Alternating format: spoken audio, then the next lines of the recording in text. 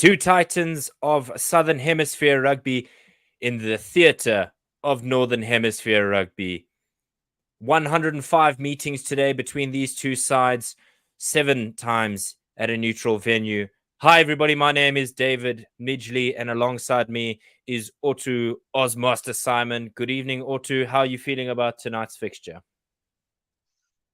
Ooh, I don't know, David. Cautious, nervous as usual when we're playing against the Kiwis.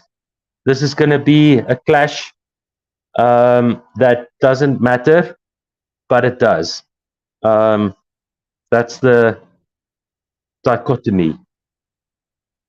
Absolutely. And these two sides, you know that when they come together, they certainly want to have a fixture not easily forgotten. Matthew Colley is our referee for this evening, 38 years of age. He's an Englishman, and his assistants with their flags on the side and a TV in front of them are Christoph Ridley from England, Craig Evans from Wales, and Tom Foley from England. It looks like it's going to be a lovely evening in London because it's not too dissimilar from South African temperatures. If you are in New Zealand, kia ora.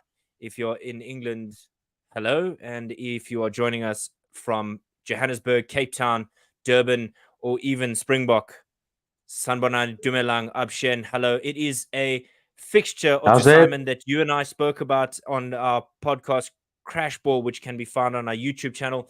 Go check it out. Make sure that you like and subscribe as well, because that supports us in the very best way. Thank you so much to all of you who have been waiting to join in with us. Thank you for all of you who have come from the various Facebook groups that we've been hammering away at. And we are absolutely thrilled to have you as our third in commentary. If you want to tweet us at OneWorldSR, or you can see our Twitter handles just below our names here. He's Ozmaster. I'm Coach Dave 93. And we can't wait to hear your thoughts. Also, you can comment on YouTube and Facebook. Patreon.com/OneWorldSR is where you can support us if you feel so inclined. This is the final game as we head to the first one at Rugby World Cup 2023 for the Springboks. They take on Scotland on the 10th, Sunday the 10th at 5:45. And for New Zealand, it's the opening fixture against the absolutely fired up French. I can say that now because you can imagine it's a war that the French will be looking forward to. South Africa with late changes to their squad, and New Zealand with a bit of a surprise. So let's run through the squads. We'll go through the home squad in New Zealand first, and then bring you the changes with the Springboks. Ethan de Groot, Dane Coles, Tyrell Lomax, are your front three for the All Blacks. The men in ferns have a familiar pairing at lock with Scotty Barrett and Samuel Whitelock, who's back in the mix with his 146th cap today. Luke Jacobson and Sam Cane are your flanking pairs, with Adi Savia rounding out the loose trio. Aaron Smith with 119 caps today, partnering Richie Moanga, who ekes closer to his 50th cap, 49 for him today. Mark Talia and Will Jordan, along with Bowden Barrett, are your back three. Your center pairing, Geordie Barrett and Rico Ioane. We'll go through the subs in a moment, but Otto Simon, please take us through that Springbok side with Willie Leroux falling out the match day 23. I don't have the match squad here with me at the moment, so please go ahead and you do that. So a repetition of last weekend with the front three, as Malcolm Marx is partnered on either side of the scrum front row by Stephen Kitsoff and Frans Malherbe. Ibn Etzebeth returning for his 113th cap, with Franco Mostert in the 66th game for the man from Honda Heat.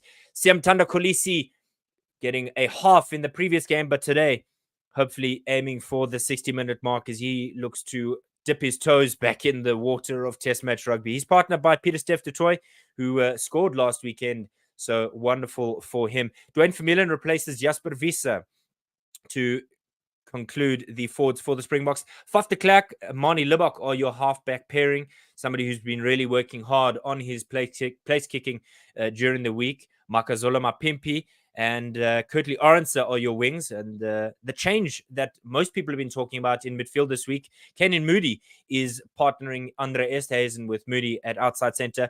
There's rumours that Kenan Moody painted a 13 on his chest ahead of the Rugby World Cup final to show his support for Lucanio in that instance, and Damien Willemse is the man at the back. So 746 caps for the Springboks at the back, or starting today rather, with the All Blacks having 815.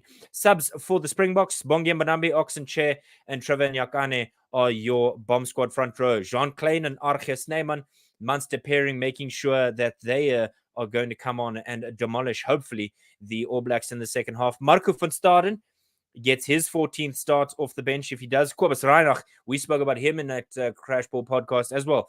Good to see him back in the mix. And the late change, we haven't really been told why, but Kwagga Smith has been called onto the bench.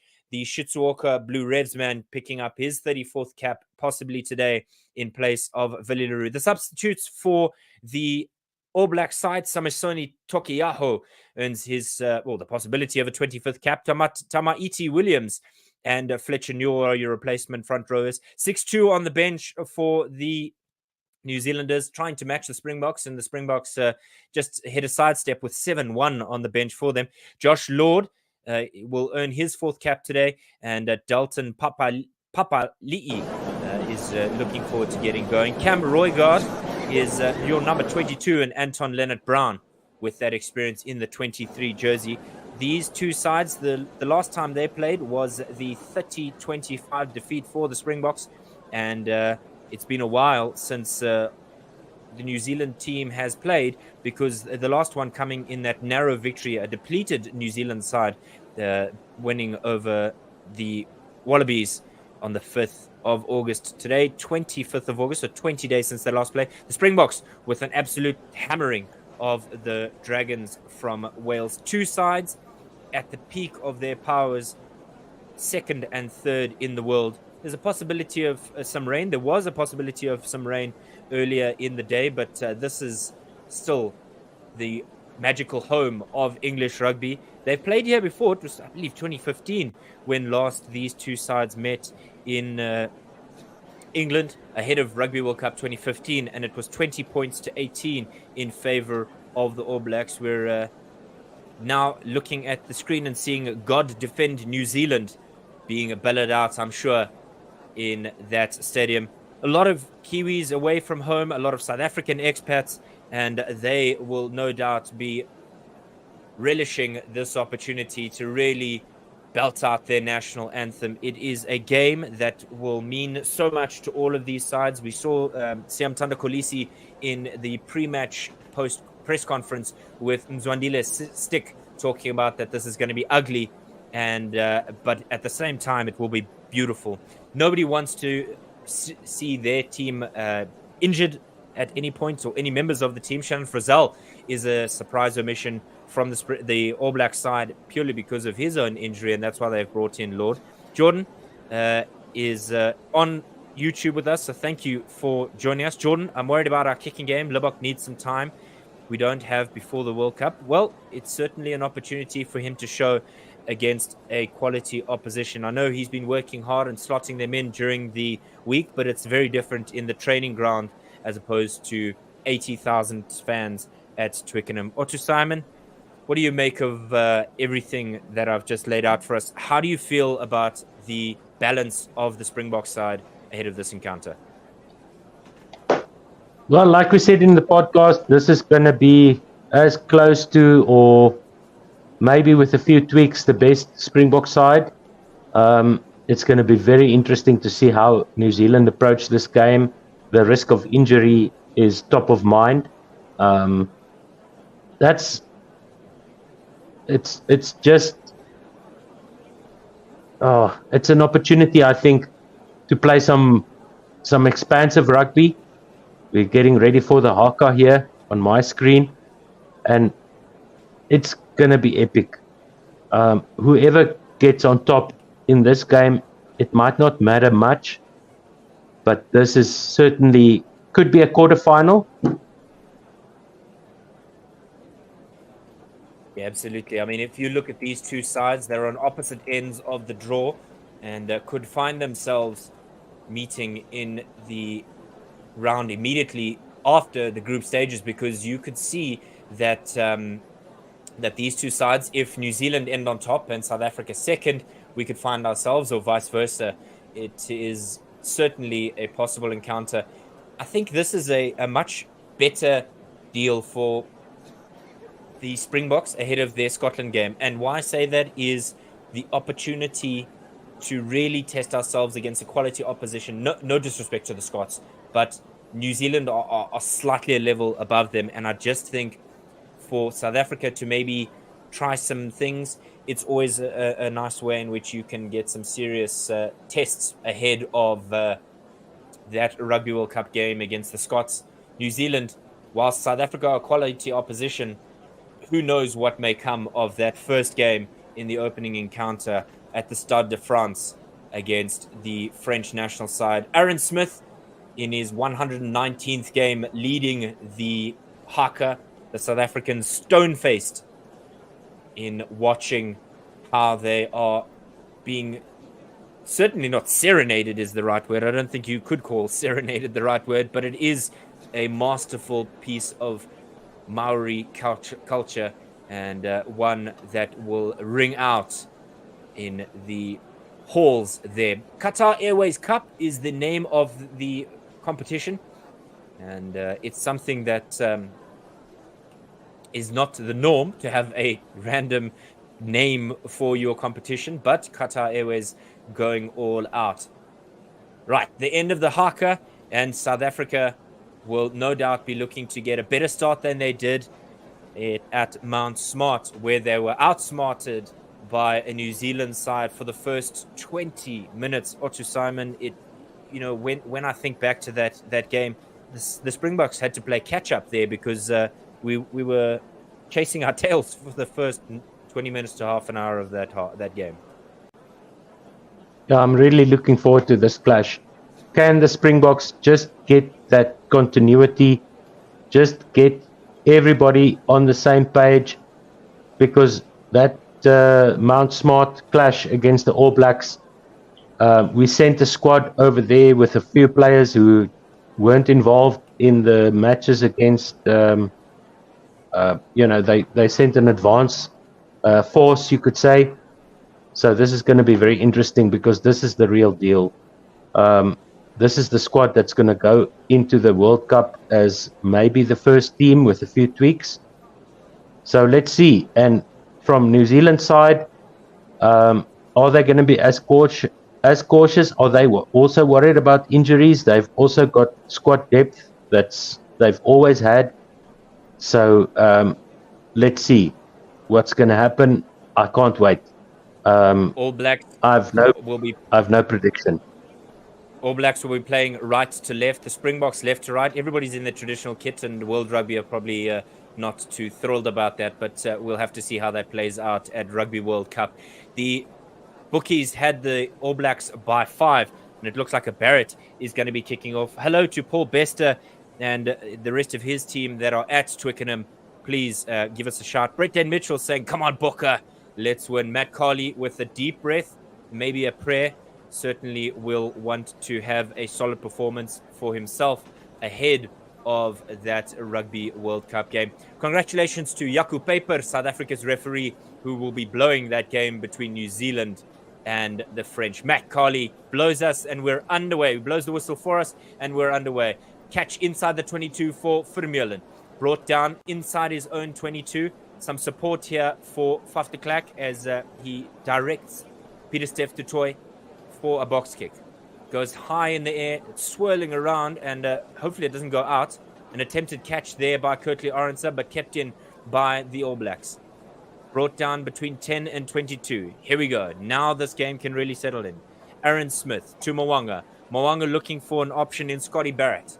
Brought down into contact just over halfway inside the Springboks half. And then eventually the referee has blown the whistle. Two arms in the sky as I think it looked like Dwayne Vermeulen, who had taken a knock to the head. Boy, oh boy. The Springboks in the first minute of the game, this is not something we want at all. We saw Grant Williams getting a knock very early in the game. Otto Simon, we're just going to take a deep breath here because this is a cringe moment for any Springbok fan. Yeah, it looks like Dwayne caught the knee there of Sam Cane, I think who went in there. With the shoulder, yeah. Yeah, and then he went down and caught the knee to the head. But yes, Dwayne is up and he's okay now. He's walking back. Smile on his face as well. Yeah, shaking his right arm. So that's maybe a bad sign for Dwayne, because that's a tweak in the neck. That could be a problem for him going forward. But he's up. The scrum is set just inside the Springboks half. Ria Weideman saying, good evening to you all and thanks for commentary. Guys, I appreciate it. Thank you, Ria, for being with us week in and week out. Jordan says, here, Komi Boka. Right, first scrum of the game, just inside the Springboks half, about 25 meters from the near side touchline. Bind is called. And set. There we go. South Africa really looking forward to it because the All Blacks took too long with the feed there. I think Aaron Smith a little bit asleep at the wheel there, and Faf de Klerk urging the near side touch judge to say, hey, come on, he took too long. So the Springboks will have an opportunity to clear their lines. That's a schoolboy error, Otto Simon. Yeah, it's terrible error there for New Zealand, and a penalty to South Africa on the halfway line, just inside their own half. Faf de Klerk clapping his hands, urging the near side touch, or the near side referee's assistant, I should say. And it will be a line out to the Springboks on the near side of the field, about 8 meters from the New Zealand touchline. Right, who's going to be the intended jumper? It's Franco Mostert. They go straight into the maul. He's a little bit higher than I think he would have liked. Siya Kolisi peeling away from the back, under advantage. They connected with the man before he touched the ground. Faf de Klerk looking to the far side. Gets Etzebeth in the carry, supported by Vermeulen and Pieter-Steph du Toit. Pieter-Steph picking and going about 7 or 8 meters out. Faf de Klerk sniping around the edge, kicks it through, and it'll go over the goal area, out over the back. Looking for Kurtley Arendse, but it was under that penalty advantage. I think that's why he's looked for that opportunity. And Matt Carley is just saying, no. You guys have connected with the jumper before he's touched the ground. Good idea there by the Springboks. Yeah, that's a good decision there by the referee. The New Zealanders just too eager on the line out maul defense, taking out the jumpers. And we see a replay here, and they do take out the feet of Franco Mostert, who caught that ball perfectly from the throw-in, and it's another throw here for South Africa on the 5 meter line. Right. Exact same recipient, 5 meters out. Malcolm Marx, could he get the forwards try scoring record for the Springboks? He peels away, 1 meter short. They're immediately on top of him, but it is a Springbok advantage. Faf de Klerk inside to Pieter-Steph du Toit on the line. And is he over? Is he held up? We're not sure. Looks like something could be coming. And referee Matt Carley says we'll go back for the infringement at line-out time. It's held up short. Held up, says the referee. That was Pieter-Steph du Toit going for the line, and just didn't manage to get it down to the referee's satisfaction. And now the referee is handing out some instructions here. He's talking to the captains. I think it's just an early warning to say, cut it out. We're only 3.5 minutes in this game. Sam Cane trying to maybe get an understanding from referee Matthew Carley about the timing of engaging with maul defense, and Moni Livok will kick it out over the near side once again for a Springbok line out. Indeed, it'll be Malcolm Marx once again on the 5 meter line of New Zealand, throwing the ball into the line out, and he does so. They take Franco Mostert again. We'll have to wait and see. No, this time it's a short one to Eben Etzebeth. Springboks piling into the maul. Again, referee Matt Carley with the advantage. Malcolm Marx on 16 tries, the most by a forward in line with Skalkberger. Van der Klerk away to Esterhuizen, to Lubbock, out wide to Damien Willemse. He's got Mapimpi on his outside. Did he go in touch? Looks like the referee on the far side is saying that he's gone in touch. Good defense there from Will Jordan. And how Makazole Mapimpi would love to have had an opportunity to score. Now Matthew Carley, I'm sure he's going to pull out the card here. Van der Klerk again getting in the ear. Bit of gamesmanship there, a bit of pantomime villainy if that's a word. But nevertheless, I think Sam Kane's going to have a word with me here because this is the third time in a row. Somebody's got to get a card. How many times are you going to warn them? He's giving them an opportunity. It looks like the referee is not going into the pocket. He's giving Sam Cane another chance to talk to his players there.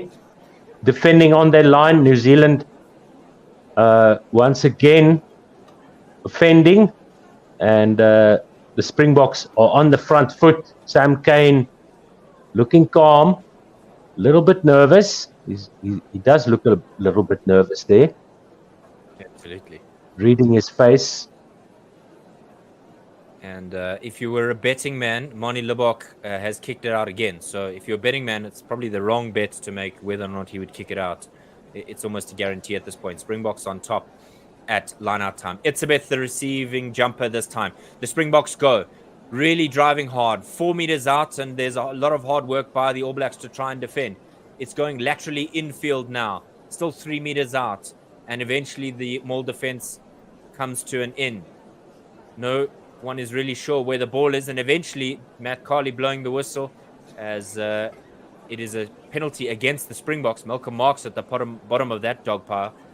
I'm not sure what had happened there. Perhaps no release there from Malcolm Marks, and bit of a get out of jail free card there for the All Blacks, who will no doubt clear their lines for touch on the near side. Now, frantic maul defense here by the All Blacks, and the referee called it a maul, and then the All Blacks were able to hang on to the ball on the ground, stopping the ball from coming back to Van der Klerk, who was begging for it, and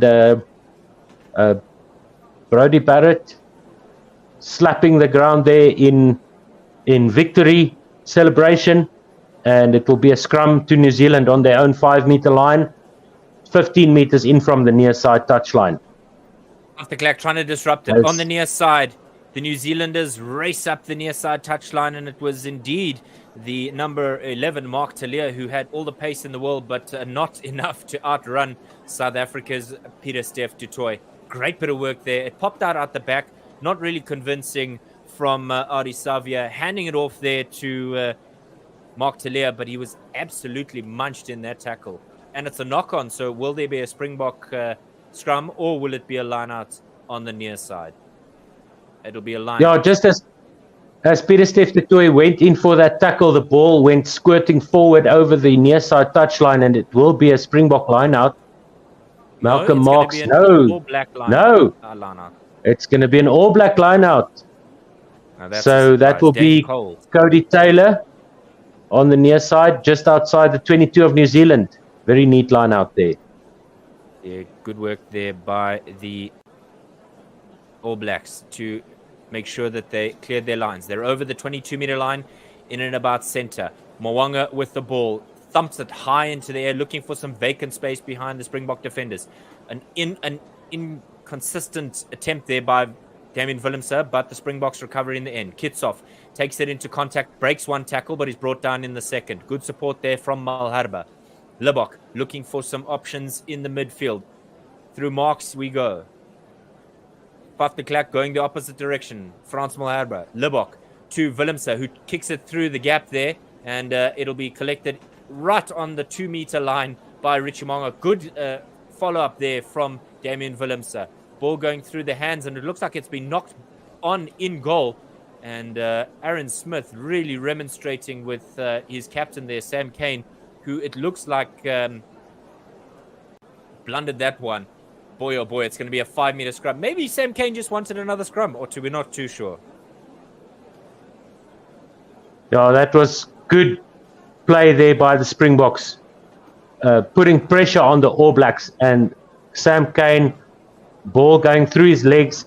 He had to go to ground to protect that ball, and then from there, the Springboks managed to turn over the ball and get their own move going to the far side, to the left-hand side of their attacking flank. And it's going to be another scrum now to the Springboks, about 20 meters in from the far side touchline on the 5-meter line. And Faf de Klerk has the ball in his hands. Oof. I gave some grief to Sam Cane there, but that was a terrible throw from Aaron Smith. Right, the scrum. Now, second shove from the Springboks. Really putting their attempt into it. Penalty advantage for the Springboks. Faf de Klerk to Andre Esthuizen. He's got Kanan Moody in support on his right shoulder, who's having to do a bit of ruck work this time. Still advantage for the Springboks.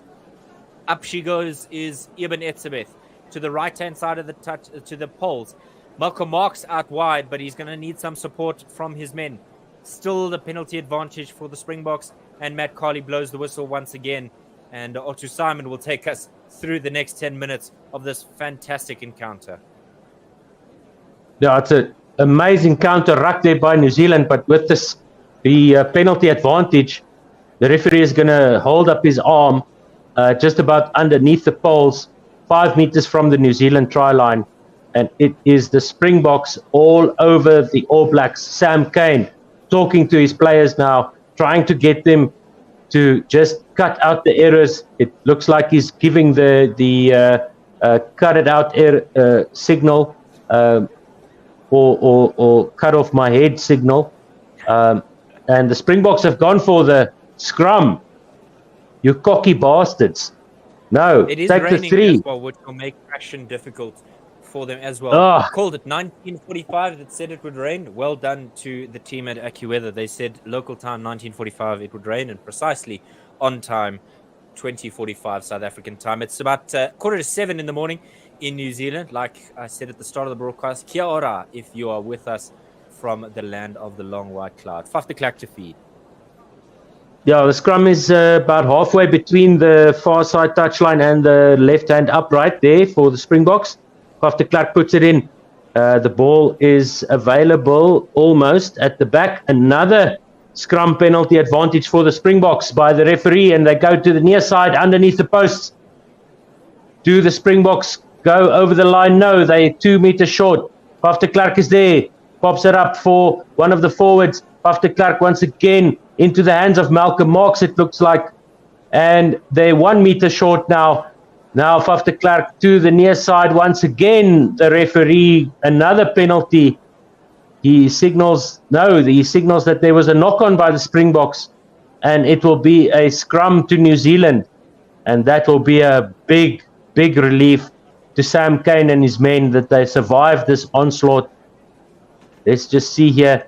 That was Andre Esthuizen going into contact, I think. And then there was a knock-on with the ball being stuck in there in between the forwards' legs. And Faf de Klerk knocks it on as he tries to pull it out there. So lucky escape there for New Zealand. Let's see what the South Africans can do here. Let's see what the Bokke can do with the pressure on. New Zealand with a defensive scrum on their own on their own 5 meter line, 15 meters from the near side touchline. And it's a good scrum by New Zealand, picked up immediately by Aaron Smith and flicked out to Bowden Barrett at number 10. Once again, Aaron Smith in attendance there. He sends it back into the goal area, and they kick to the near side touchline, do New Zealand. And it's Richie Mo'unga with the relieving kick for the All Blacks. And that is indeed a relief for the All Blacks as they get some space in between their own try line and the Springbok attack. It will be Malcolm Marks with the throw-in on the near side touchline, just inside the 10-meter line, it looks like. We'll just confirm that for you. Jordie Barrett shouting out there as Malcolm Marks goes. And the Springboks take the ball to ground. It's stolen by New Zealand. Into their own 22 they go, and Richie Mo'unga, no doubt, kicks it out inside the 10-meter line of the Springboks. It's collected by, it looks like Damien Willems, who makes it almost back to the New Zealand 10-meter line. Faf de Klerk now to the far side they go, almost to the middle of the park, making it almost to the 10-meter line of New Zealand. And it's an advantage to the Springbok once again as they go to the far side, making a backline move, trying to make the backline move work, and the referee has lost his patience, and he's saying that the New Zealanders there were, Scott Barrett, the number 4 Barrett, he's off the park for 10 minutes. Yellow card to Scott Barrett for, what was that? Moving on the ground, hands on the ground. Hands on the ground, playing the number 9 there. He went off his feet, and then he went over the ball, and he made contact with Faf de Klerk, did Scott Barrett, and he's off the park for 10 minutes. So there you have your answer. Both teams are throwing themselves into this contest, as we have Springbok fans here. Awesome work. Love the commentary. Thank you very much. Both teams throwing themselves into this contest, as we have an injury break here for one of the Kiwis who's on the ground. It looks like one of the props there. Lomax. Lomax is on the ground. He's sitting upright. He's getting some attention there by the medics. So thank you very much once again for everybody listening. We do appreciate that. And it will be, Scott Barrett off the field for 10 minutes, paying the price for his team's indiscipline. And Sam Cane now having another discussion with the Kiwis, probably sorting out who's going to go off next for a yellow card, because the New Zealand players have been all across the line of the law. They've all been stepping over that line. So it was inevitable that one of them would have been sent off. And the Springboks seemed determined to just smash. Hulk smash. Yeah, absolutely. It's been a frenetic start to this encounter, but it's been one, Otto Simon, that is very contrasting to that first one that we saw from the South Africans in Mount Smart in Auckland. Looks like Lomax is going to go off for a head injury assessment, and not something that you want to see, but we'll have to wait and see if Fletcher Newell will make his way on the park. It's actually not a head injury assessment. It looks like he's really done something to his hamstring there. It was just in the contact with Damian Willemse that he really didn't look all that comfortable, and perhaps something twisting that wasn't immediately rolling away. And boy, oh boy, is that his knee that has come apart there? Oh my goodness, ladies and gentlemen, you should be grateful that you're watching us on YouTube and Twitter and Facebook, because that was something not for the children to see. His knee was, Otto Simon, cleft in twain.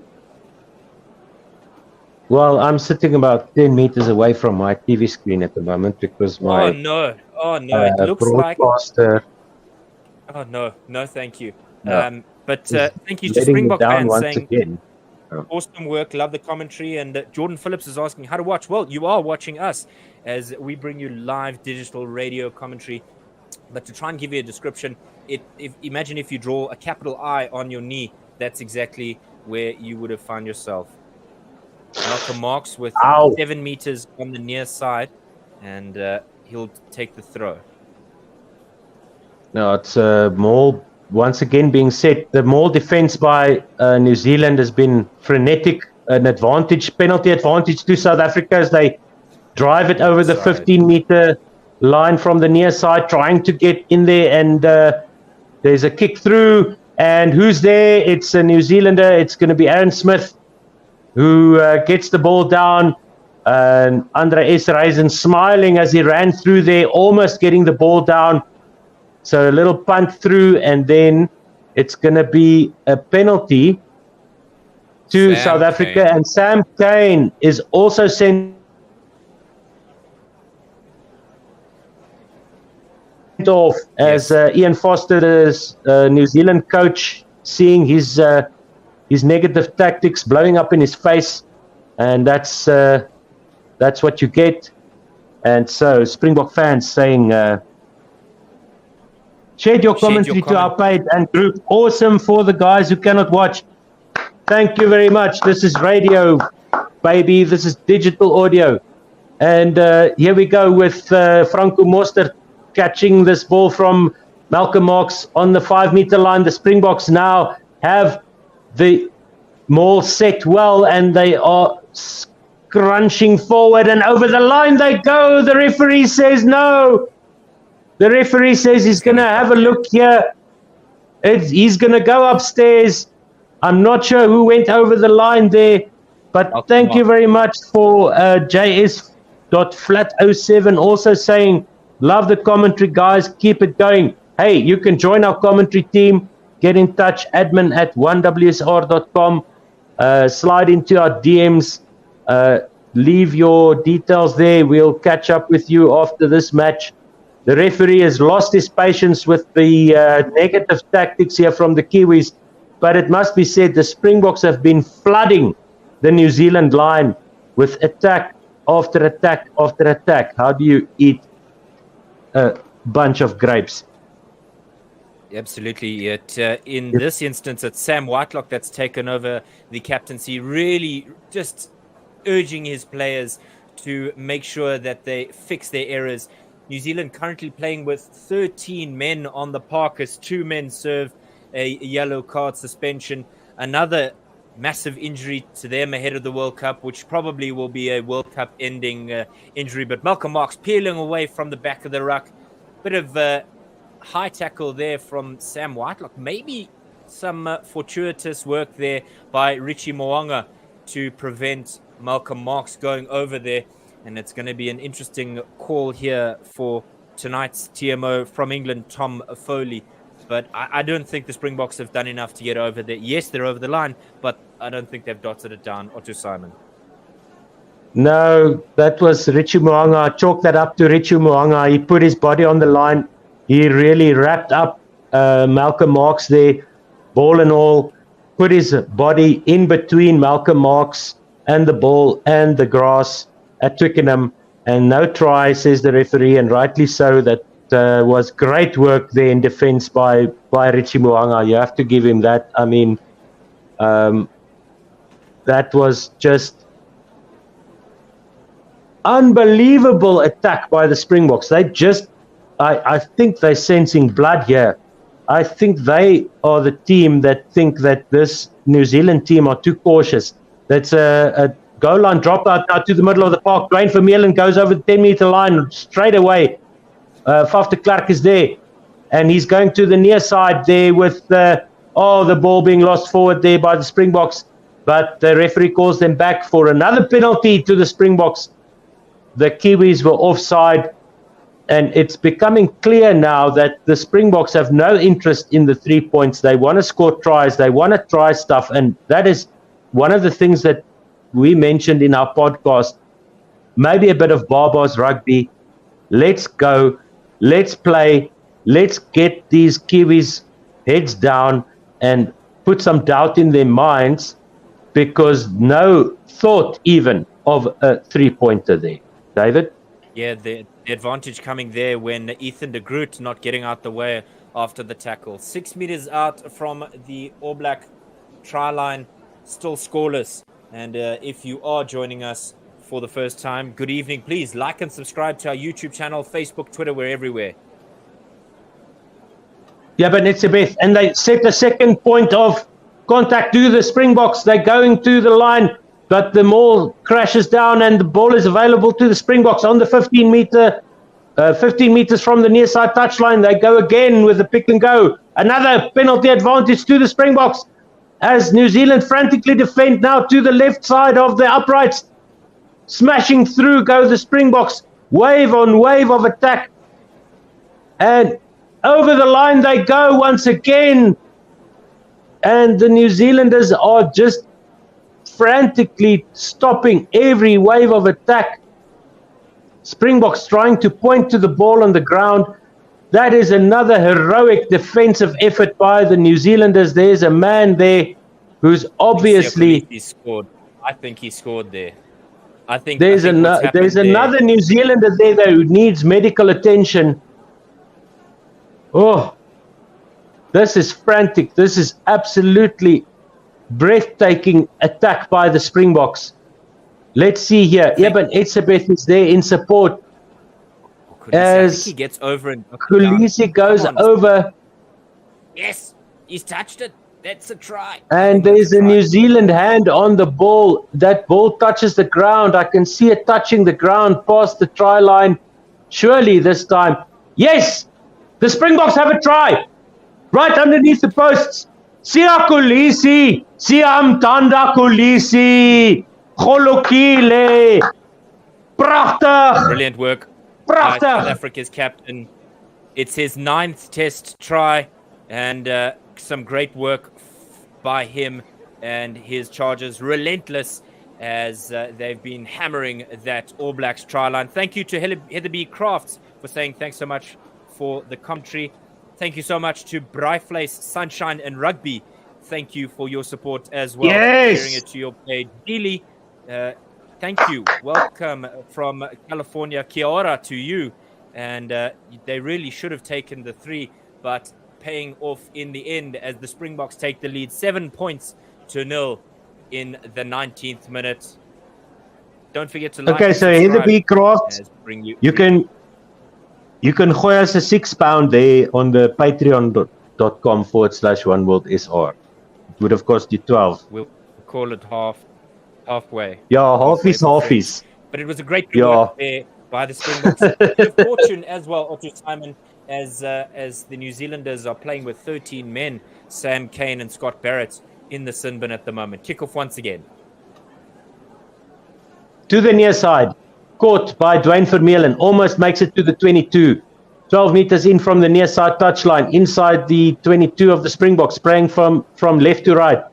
Up to the 22 they go now. The Springboks now, they're penalized for offside play by the referee, and it will be a New Zealand penalty just to the left of the left-hand upright as they play from right to left.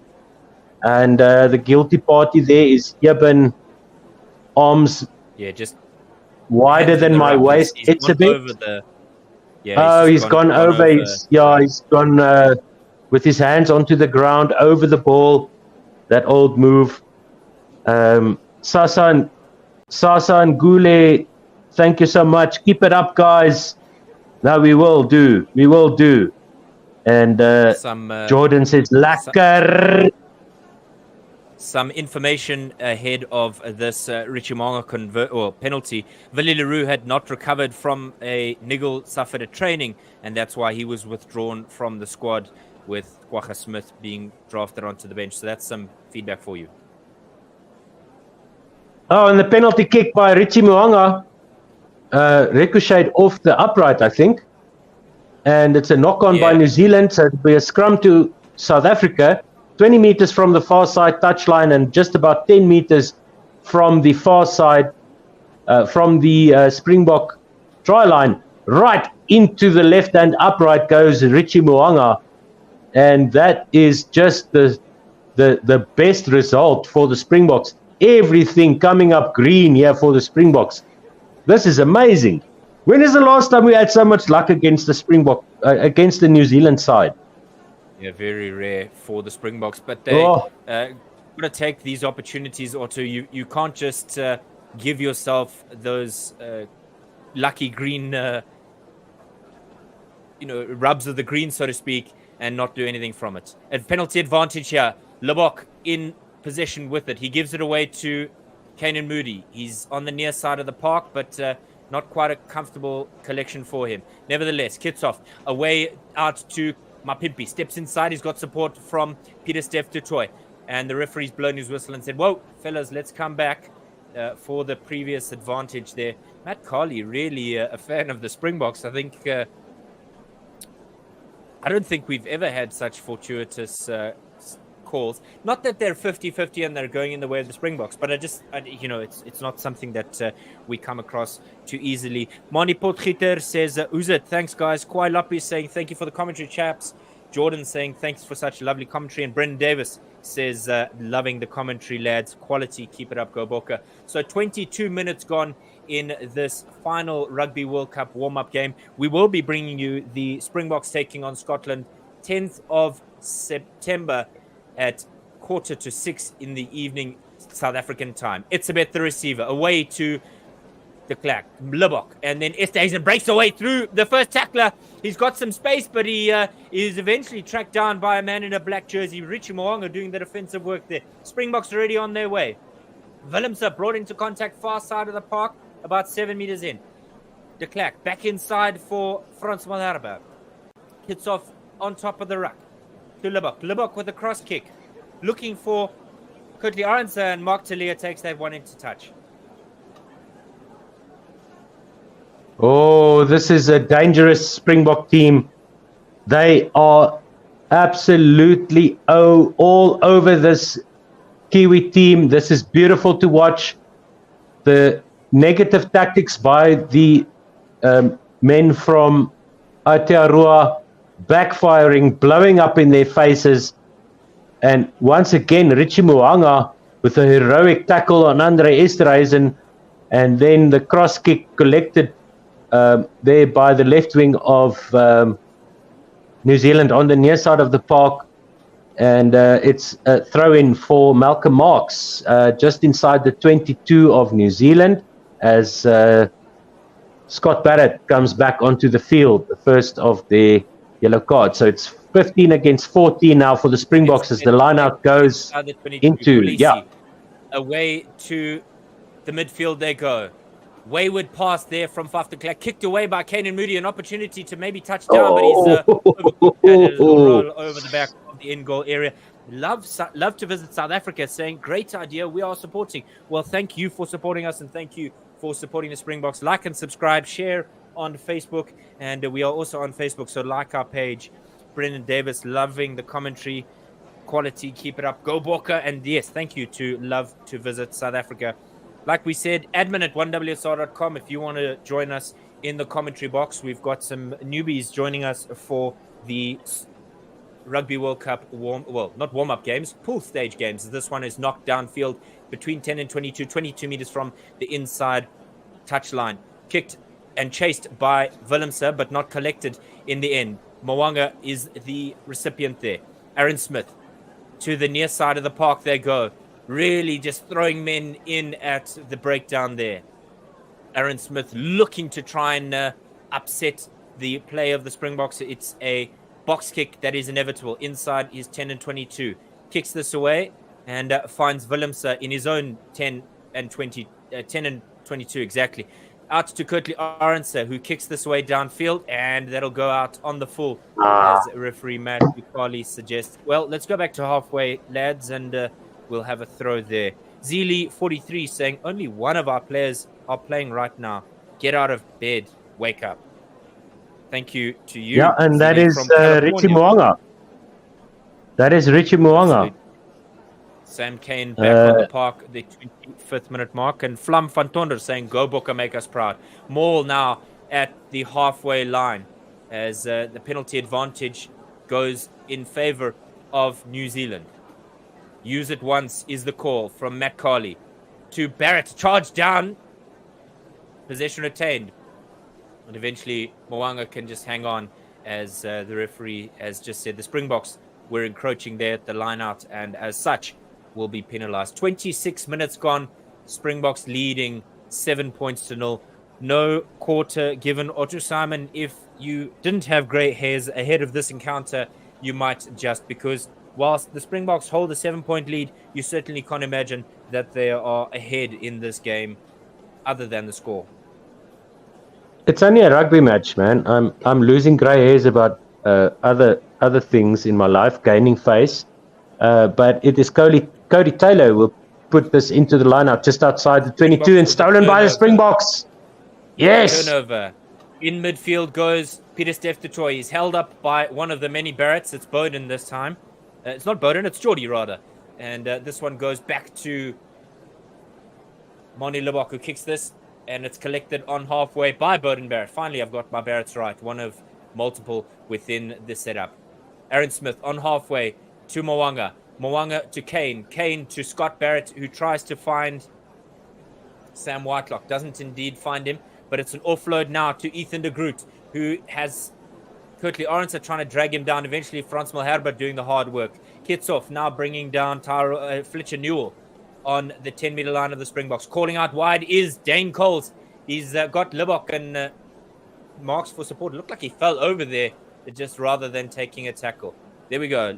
Fletcher Newell really trying to break that advantage line of the Springboks. Bowden Barrett with a little chip kick. It's going to fall on the bounce to Willemse, who breaks away from the first tackle, but thankfully is able to break it away. Awkward pass there by Kane and Moody at the back of the ruck, but thankfully Ibn Etzebeth in midfield is tall enough. Peter Steph du Toit looking for a way through, but no real structure from the Springboks. Somewhat of a surprise, I suppose, in turning over possession. Box kick coming now, no doubt. The Caterpillar, the centipede, setting up. Faf de Klerk with the left boot, high into the air. Kurtley Arendse looking to try and collect it. He doesn't, and it goes a little bit wayward. Geordie Barrett now trying to find his way through. Mark Talia over the halfway line, and it looks like the referee has signaled that it is an advantage for the All Blacks. Rico Ioane finds Adi Savia, who turns it over to Kane Moody, and the referee, will he blow his whistle? It kicked away by Damian Willemse, and he was sufficiently happy that it was the end of the advantage. I certainly thought that the All Blacks were on their way there, but referee Matt Carley saying, well, advantage over there. Yeah, I think it's because they just tossed the ball carelessly into the hands of Kane Moody, who then kicked it forward. Well, he sent it into the hands of Damian Willemse. So I think that, Kane and Moody snatching that one out of the air and giving it to Damian Willemse, who punted it down the ground. And this is just absolute smash, Hulk smash by the Springboks. This is beautiful, man. What the hell is going on? So much for worrying about injuries. The Springboks are just freaking gassing it all the way. They're just going for it. This is beautiful. Yeah, I don't want to count my chickens before they hatch, but it looks like Ethan de Groot, the other starting prop for New Zealand, on the ground getting some treatment. It will be Tamaiti Williams in his third game that will replace him if that is the decision. Ian Foster, Fozzie Bear, not looking too happy there. It's still a slight lead for the Springboks, 7 points to 0. We've got about 49 seconds remaining before the half-hour mark, 29 minutes and 11 seconds gone. So we just want to take this opportunity to thank all of you that are with us on broadcast. It is a privilege to bring you these games. It's always a thrill for us. We love it. Admin at 1wsr.com if you want to join the commentary team. If you want to sponsor us, if you want to be an advertiser with One World Sports Radio, our biggest videos are our rugby videos, and we bring you Springbok rugby throughout the international test match season. We are thrilled to be able to announce our new podcast. Crash Ball is now available, the first episode on our YouTube channel, One World Sports and apologies Radio. for the ums. Apologies for the ums. We're still polishing things as we see Brian Abana in the crowd, as well as George Gregan. I was thinking about George Gregan earlier in this encounter when there were so many drops from the Kiwi players that, if you remember, that iconic George 4 more Gregan years. black gloves. But Otto Simon is loving his time at the moment. Good to see Ethan de Groot not in the mix there with the injuries, but it's going to be an interesting line out here with the Springboks turning over the last one. 7 points to 0, and we are great. We are grateful to have you with us as Otto takes us to halftime. Throw in by New Zealand on the far side of the park, just inside their own half. They managed to get it down to Smith there, who passes it to Mo'unga. They are going over their own 22 now, New Zealand. Back pass now to Moanga, who sends it high into the sky. It's going to come down just inside the New Zealand half. Damien Willemse fighting off some attention there by the New Zealanders, and they make it up to the 10-meter line. Another kick through there by South Africa, and it's going to roll over the near side touchline. Faf de Klerk sending this beautiful grubber kick, just touches the grass inside the New Zealand 22. That was almost over the near side touchline, but a pinpoint kick, you have to say. Quick throw there by South Africa. They go to the far side. They're inside the 22 now. Makazole Mapimpi on the far side makes it to the 5-meter line. He's got support there. Is somebody over the line there on that side? Makazole Mapimpi is touching. Oh, he's knocked it. I think he's knocked it. Yeah, Kanan Moody there. Oh, wow. That was a beautiful attack. That was just a beautiful attack there by South Africa. Just sending it wide to the man. Through the hands. Just beautiful hands there by South Africa. Makazole Mapimpi gets the ball on the 22. He makes it to the... no, that wasn't Mapimpi. That was Kanan Moody. And then he... Yes, and then Mapimpi makes it to the 5-meter line, and then he sends it out to Kanan Moody, who knocks it on. Well, he might have kicked it with his feet. No, says the referee, it's a knock on. Wow. Do that again, please, Bokke. That's beautiful. So it's a scrum to New Zealand. 5 meters from the far side touchline. 5 meters from their own try line. Aaron Smith with the ball. And the referee says we'll have a reset. Scrum. Oh, it's a great bit of work here by the Springboks. A fantastic half an hour of play, but it shows the quality of these two sides. Yes, the Springboks have been somewhat dominating in this encounter, but the scorecard really not showing dominance by either side. This is going to be a crucial scrum for the Springboks, how they would love to turn this over and get some points ahead of halftime, even if it is a 10-point lead ahead of halftime. Remember that I said at the top of the broadcast, it was the bookies who had the All Blacks by 5. This game is not done. Good scrum here by South Africa, but they're going to concede the penalty there. Referee is not happy with the scrum there. And while we wait for New Zealand to take the penalty, Jordan asks any update on and Pollard. They are out of the squad. They are injured. They are backups, as far as I know. We talked about this in our Crash Ball podcast on YouTube, One World Sports Radio channel. Go and check it out. And then Brennan Davis says the ums are cool, gents. Make it real. Well, listen to our podcast. There were way too many ums from me. All right, so it's a line out to New Zealand on the far side of the field, just outside their own 22. Still under pressure. New Zealand have had zero territory, almost no ball. They try to set the maul now on their own 22. The Springboks defending this maul very intelligently, going back into the 22, now to the back line. Go New Zealand. They're trying to spread this ball wide. It's intercepted by Kurtley Arendse. And he scores under the posts. Try to South Africa. Kurtley Arendse. Fatso, yo Kiwi. If Otto sounds surprised, it's certainly because the passage of play was somewhat of a surprise. We saw intercepts against Wales last weekend. It was Peter Steph du Toit, the man who intercepted with Jesse Creel finishing. But this time it was Kurtley Arendse, the rush defense, really putting pressure on the men in the black jumpers and trying to break away there, but not able to give it to the right one. It was a bit of a blunder there by one of the Barretts.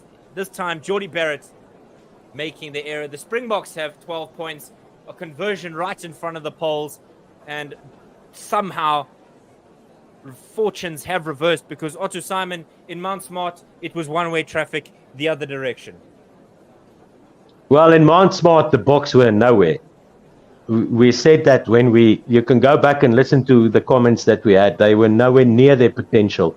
And all you want is for your team to play to their potential. And this game so far is really how we know the Boks can play. And now, New Zealand, you kicked us out of Super Rugby. Is it? Hoe lyk ons nou? Well, how do you like me now? Yeah, this is awesome. Oh, and it's a kickoff by the New Zealanders, and it's immediately into the 22 of the Springboks. They are 20 meters out, and the referee says, nope, you broke the rules. There's a Springbok penalty to the Springboks inside their own 22, just as New Zealand tried to retaliate just before halftime. Sam Cane is back on the field. It was, and we have Mark Talia who collected that ball off of the kickoff and really put the Springboks under the pressure. left wing. Getting out of jail there were the men in green and gold, kicked it over the near side touchline, has Mani Lubbock. But a good bit of awareness there from Bowden Barrett to catch Kurtley Arendse, perhaps a little bit asleep, but it was the All Blacks who undid themselves, because it was Dwayne Vermeulen who came in like a thief and stole it away. Throw for Marks. Down to Faf de Klerk, and it's going to the middle of the park now for the Springboks, where they set up another breakdown there. Faf de Klerk is going to kick it to the near side of the field. The ball is going to come down on the 50-meter line now, collected by New Zealand, and they make it back over the halfway line, just to the near side of the halfway line, and it's an advantage to New Zealand. For what I'm not sure, probably a knock-on, as the Springboks tackling, not rolling away. Okay, so that's a penalty to the New Zealanders, penalty to the All Blacks inside the Springbok half, and it's Kitshoff holding up his hand saying sorry, and Springbok fans here saying, we heard ex-All Blacks are saying the Boks are playing mind games. Reed Pollard, no mind games here. This is real. No, this is definitely I think real. if it was, Welcome to the jungle, mother. I think if there was to be mind games around Handré Pollard when Willie Leroux wasn't available, if ever there was a time to bring in Handré Pollard, now was the time. But the Springboks going with 7-1 on the bench with 3 minutes remaining in the first half. Cody Taylor to the line. This All Black lineout was just inside the Springbok 22 on the near side of the field. They have control of the ball. They go to the middle of the park, trying to crash the ball over into the middle, and not making much headway are the New Zealanders at the moment. Just about on the advantage line. They go to the far side once again, and now they come back to the middle of the park. The Springboks defense holding up. Aaron Smith sending it out to the back line. Now they're behind the 22, and Aaron Smith goes once again to the middle of the park. New Zealand carrying it up to the middle of the park. They make it past the 22 once again. Now they try the far side of the field. They tackled back behind the 22, and here they go once again. They're playing that crash ball, that one pass ruck game that the Springboks have so long been criticized for, but they make it into the 22, and now they've got possession on the far side of the field, 10 meters inside the Springboks 22. Aaron Smith sends it to the near side, and the All Blacks trying to crash the ball into the Springbok defense.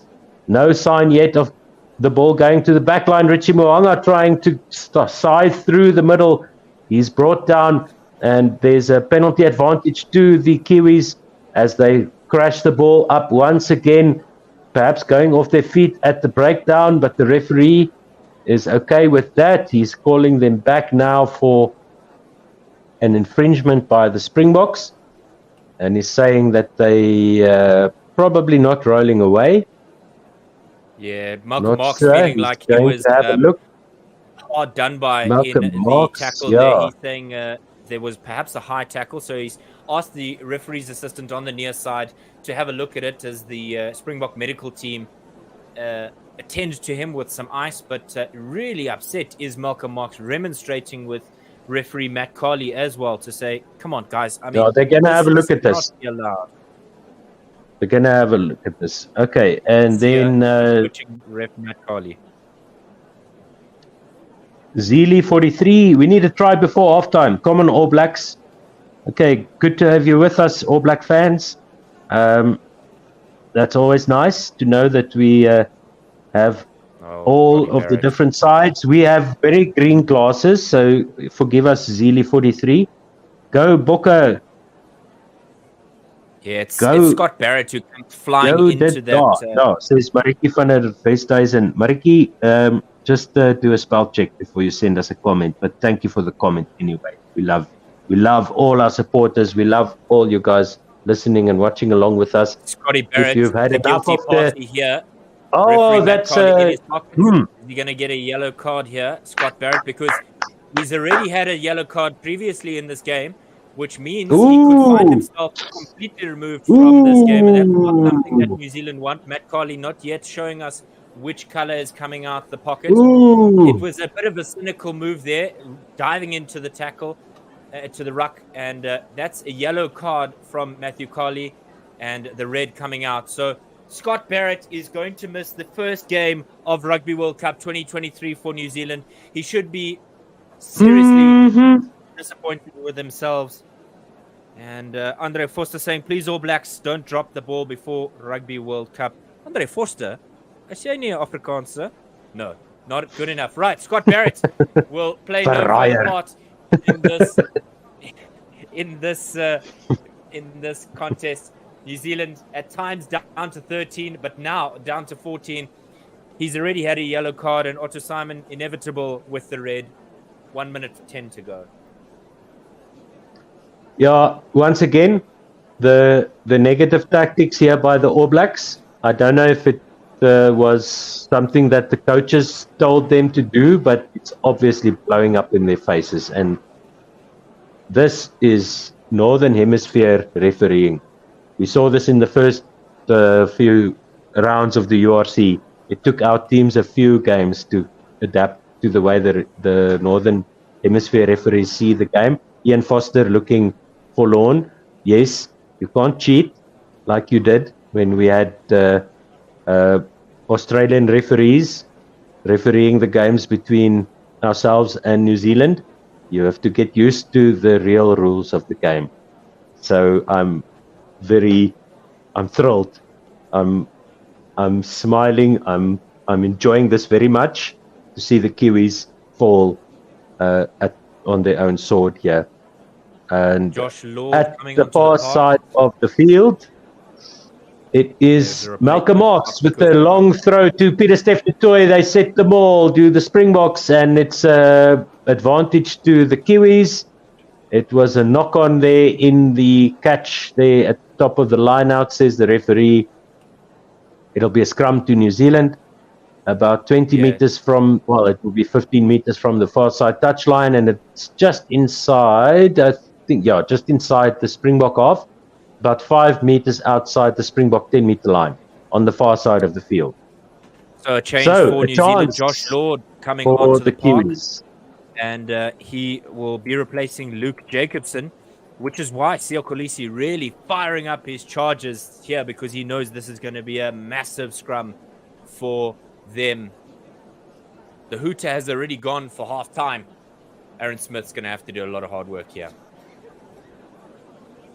Oh, what a scrum by the Springboks. Almost getting the tight head there, but it's in possession of the Kiwis on the 10-meter line, 20 meters from the far side touchline. They make it over the 10-meter line of the Springboks now. They go to the middle of the park. Rush defense here by the Springboks. Aggressive defense. The Kiwis trying to get over the ball. They go to the far side, and once again, slaughtered in the tackles are the All Blacks. They make it into the 10-meter area of the Springboks. Now they go to the far side once again. Will Jordan with a short pass to one of his forwards. And Aaron Smith is there trying to collect the ball. Slow ball for New Zealand. Aaron Smith tries to hop over the ruck, and he is not successful. He's brought down, but they go once again here to the near side. They go. The rush defense beaten by the passes once again here by the Kiwis. And they make it almost to the 22 now of the Springboks. 15 meters from the near side touchline. Frantic passing by the New Zealanders as they try to spread the ball wide, and breaks the tackle, does Barrett, the number 15. Brought down heavily now are the Kiwis inside the 22. Another wave of rush defense here. Moanga makes it to 10 meters out. He sends it out wide. Now to the near side of the park. The Kiwis are trying to play their magic, but the Springboks are there, and they've got the Kiwis have the penalty advantage. 15 meters from the near side touchline, 10 meters from the Springbok try line. They're going forward now, 2 meters out. And the referee still has his arm out. And over the line goes Dane. No, who's that? That is Will Jordan, the number 14, that magic man for New Zealand. They get some points back to New Zealand as we see Andre Foster defending his allegiance here. Axel for 15 jaar in New Zealand. Okay, we'll excuse you then. You are a Kiwi. So thank you very much, Andre, for listening. And apologies for our green-tinted glasses. Paul Terry says, as a Boks supporter, a red card always spoils the game. Are we playing the 20-minute thing here? I'm not sure. Nicholas Rice saying, loving the commentary. Yeah. Thank you. Yeah, it was a great bit of defensive work there by the Springboks, but eventually defeated there as the All Blacks, despite the numbers being in the favor of the men in green and gold, not falling in favor of them. And Will Jordan might have his try overturned here as Matthew Carley is going upstairs. This TMO's been busy here in the first half. We haven't yet finished the first half. Take a break. Give me 2 minutes. Okay, no problem. So here we go. We're having a conversation between the TMO, the near side judge, about what happened, because there looked like there may have been a knock-on by Mark Talia, perhaps, in that passage of play with advantage. Referee Matt Carley saying no try, so a bit of drama here at the back end of the first half. Mark Talia having knocked that ball on, and it'll be a scrum, will it be? It's going to be interesting to see what comes of it. Referee telling us that this game is not quite yet ready for orange slices. Zili saying, I love listening to the green side of the game, a little different than the New Zealand podcast, lol, but does say, told you, here's that try before halftime, we're back, and then immediately regrets it by saying, oh, yeah, it was a bit of frustration for the men with the silver fern on their back, but it'll still be a penalty for the Kiwis, kicked over the near side touchline, so we'll have one last go of it. 44 minutes and 29 seconds gone in this game. This game doesn't want to rest. This has been fantastic. Springboks with a turnover ball. Etzebeth inside his own goal line to de Klerk, who kicks this away through the boot of Mani Lubbock. Now chasing it down is Kurtley Arendse with Mark Talia in possession. Attempted chase down there from Kanan Moody, who gives this away to Will Jordan, who's on the far side, the anti-try man, collected by the Springboks. Nobody wants to kick the ball out. It's 45 minutes into this game. Collected inside his own 22 has Richie Moanga. High into the air goes Geordie Barrett, collected by Willemse. And eventually they just say, lads, did you forget the Hutu went 5 minutes ago? 45 minutes gone in the first half. Otto Simon. Drama. Sure. This is an awesome test match. I'm so lucky and happy to be watching this. Let's see. Where did we stop with the comments from our wonderful people here? Zili. Will is saying we have the advantage. New Zealand came with the intention of playing aggressively to injure our players, and he's saying she is saying that the ref is also on our side. What do you make of that first half, Otto Simon? Because an injury, 2 yellow cards and a red card. Drama. Boy, oh boy. Well, it's obvious that the New Zealanders are not used to the Northern Hemisphere style of refereeing. And this is something that we got caught up with as South African teams at the start of the URC. And it took us a while to get used to.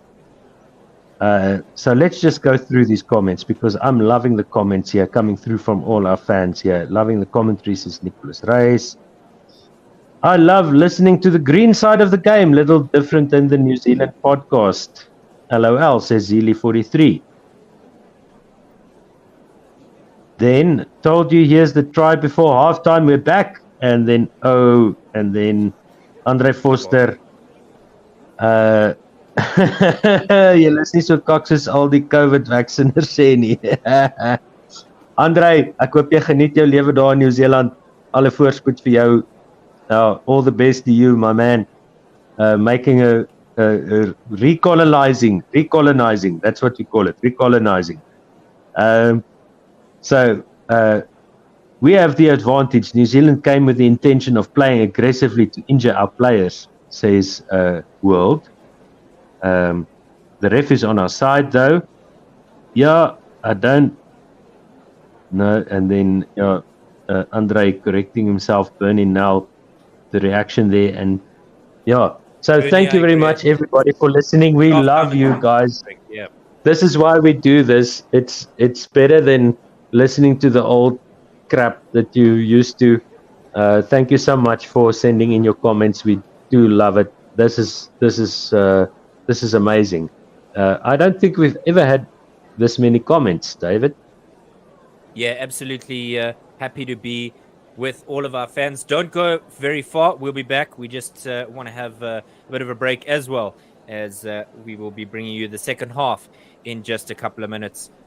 In the meantime, like and subscribe, Facebook, YouTube, and ding the bell so that you know when we go live on the 10th at 17:30. We'll be going live about 10-15 minutes before the start of that game against Scotland.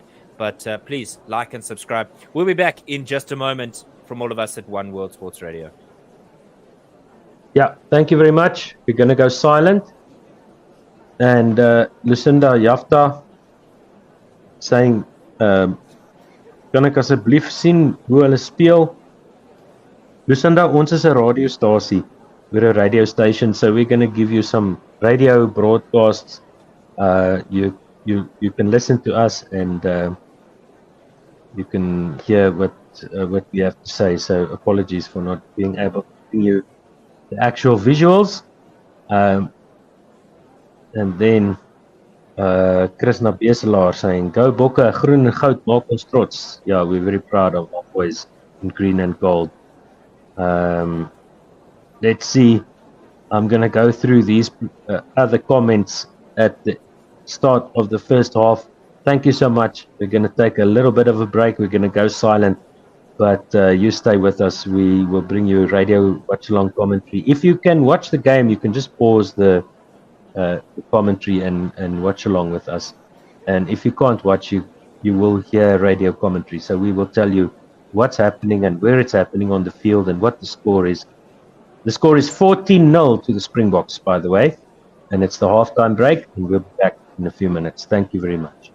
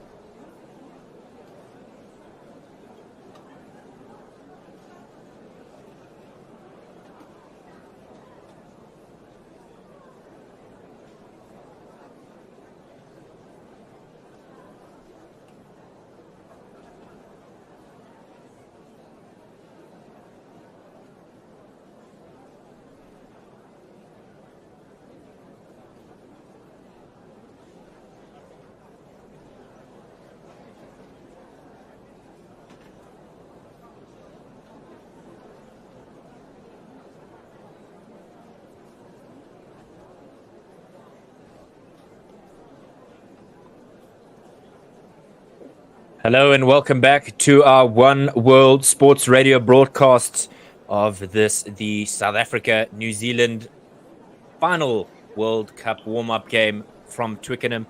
Good evening. My name is David Midgley. Let's get some lights going. My name is David Midgley, and alongside me is Otto Osmaster Simon. Otto, there's a lot of comments going on. I want to highlight in particular Heather B. Crafts. Thank you for your £10. We truly appreciate your support. We appreciate everybody's support, whatever that looks like. Admin at 1WSR.com if you want to advertise with us. Patreon.com/OneWorldSR if you want to support us there. Thank you to every single one of you that is liking our video. Thank you to every single one of you that's giving the thumbs up on Facebook. Thank you to every single one of you that is subscribing, because we will be live throughout Rugby World Cup. Like I said, we've got some newbies, particularly in that Romania game. We are looking forward to it. We have a plethora of knowledge within our rugby community, but we are excited as well with our new podcast. Crash Ball will be live every week, so look out for that one.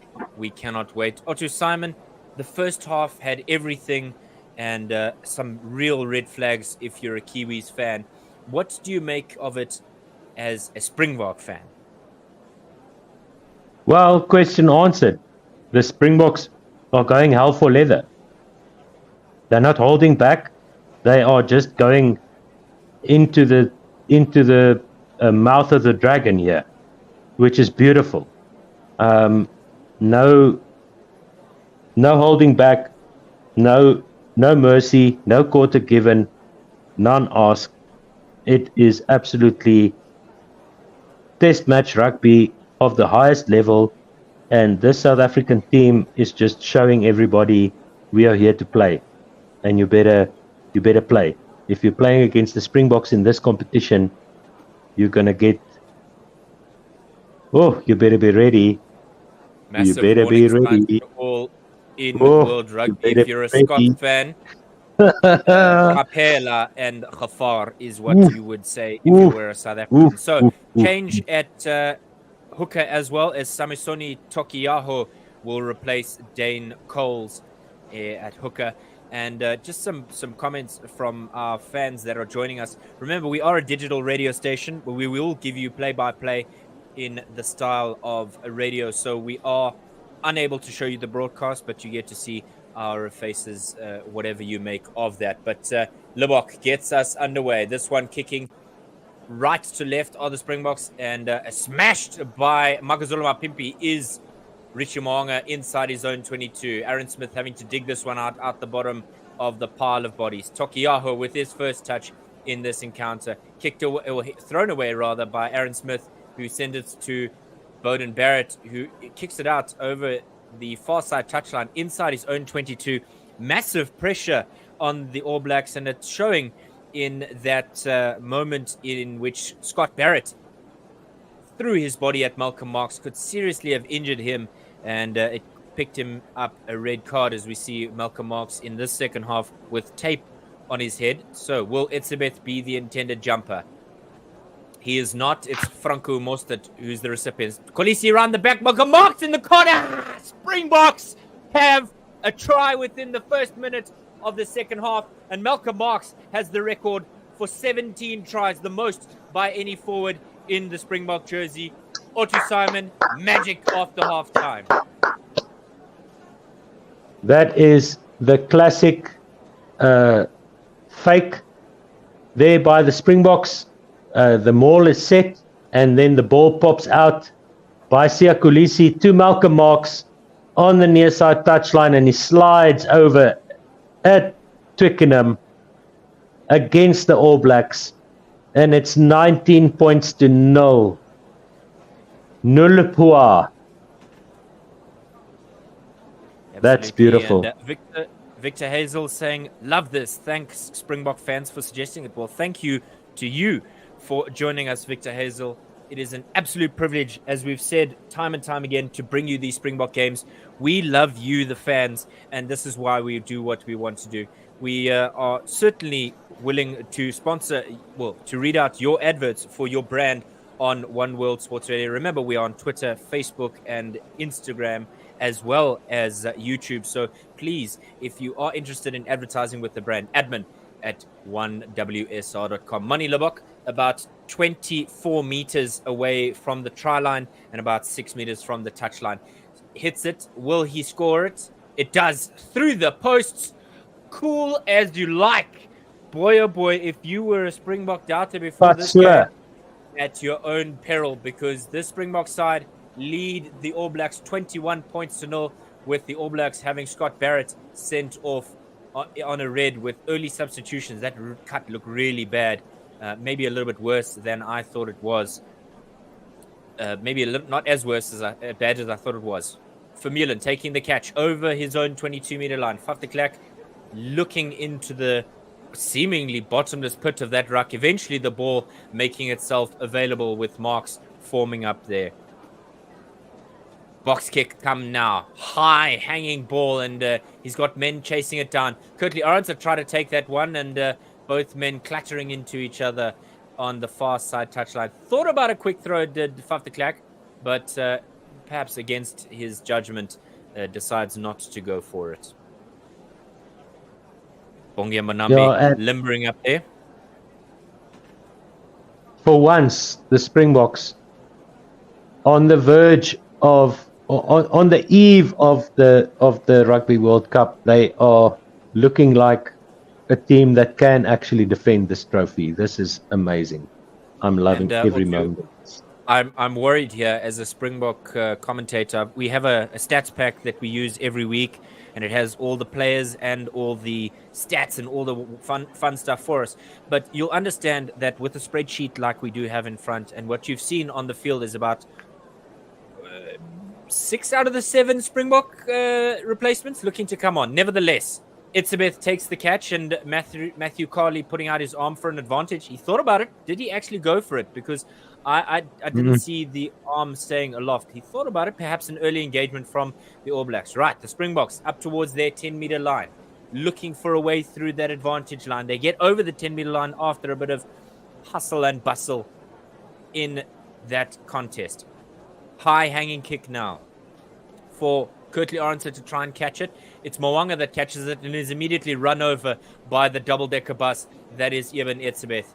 Springboks perhaps with an opportunity to steal it away. No is the word from the All Blacks. Into contact goes Josh Lord.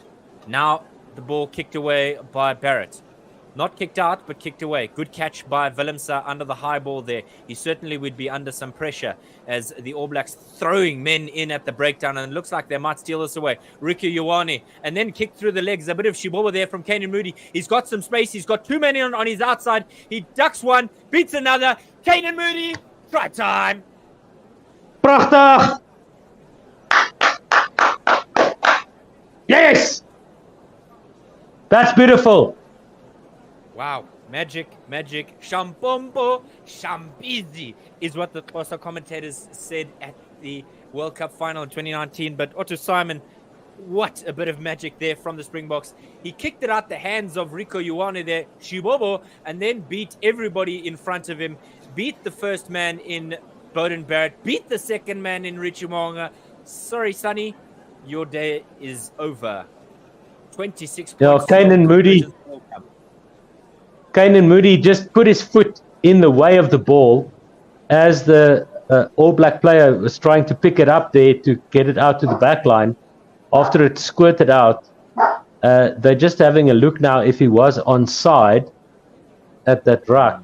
But even if he wasn't, that was beautiful. Just towed the ball through. Okay, so Kanan Moody is coming through from the back of the ruck. He's definitely at the back of the ruck. He just towed the ball through.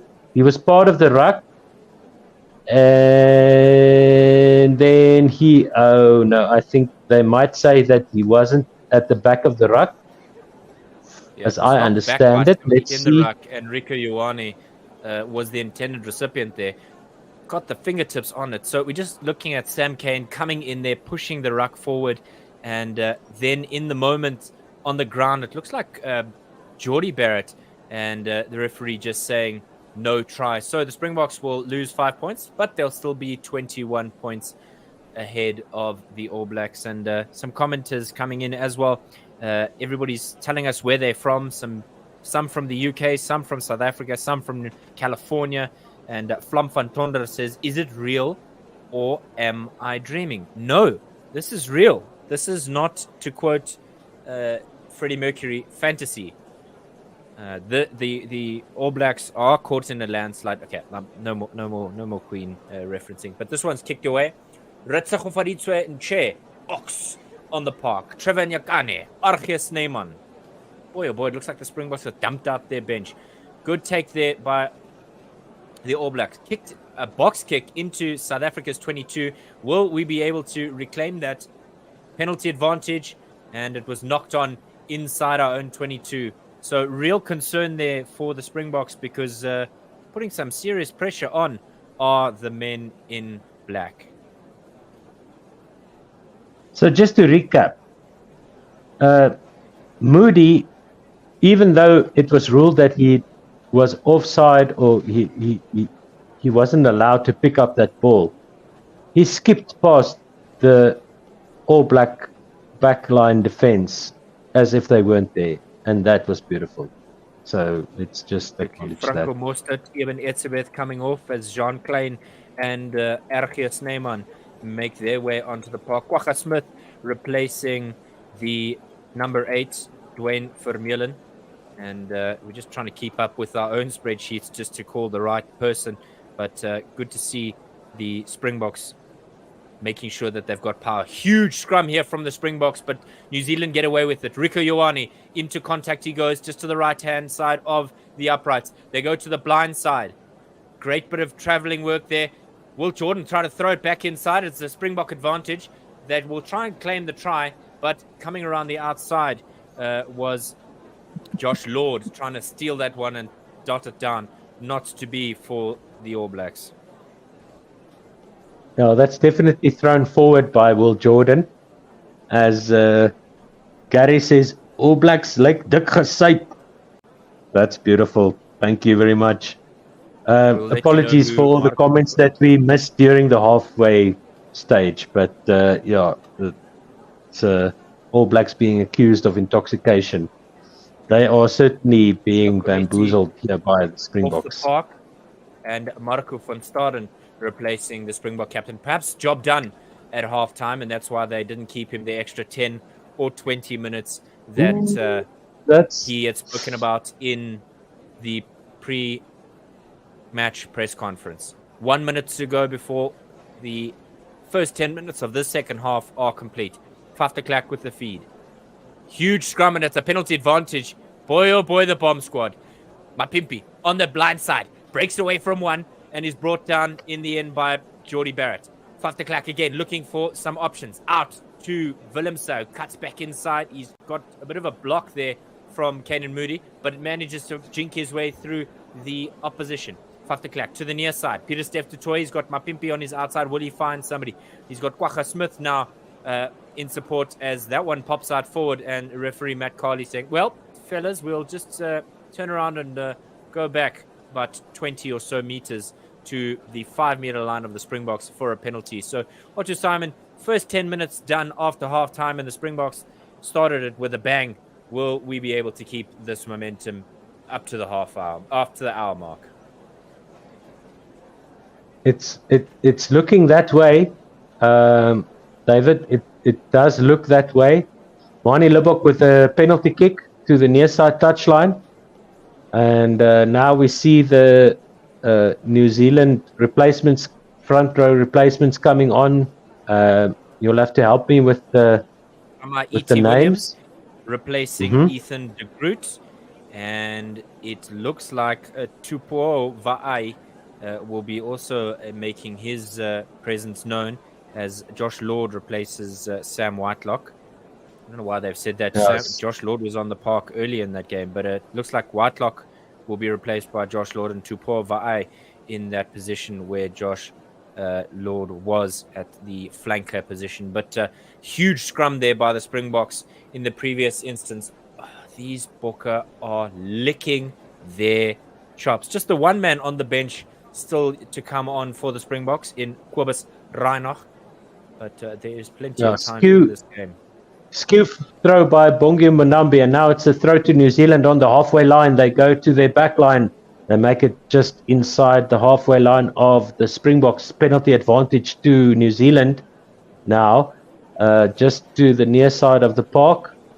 And New Zealand frantically trying to secure ball, and they trying to go through the middle. There are New Zealand with some of their champagne rugby, with some of their passing, and now they're smiling as they have a penalty. 21 points to the Springboks, 0 points to the All Blacks, and they will have a penalty just inside the Springbok half. So yeah, it was a bit of misbehavior by Pieter-Steph du Toit on the ground, and that's why he was the man penalized. And yeah, so he was fighting for possession of the ball while he had lost his footing, and he'd gone over the ball there. So that will be a penalty to New Zealand. They still haven't scored. What is the minutes, please? How many minutes have we played? 51 minutes gone.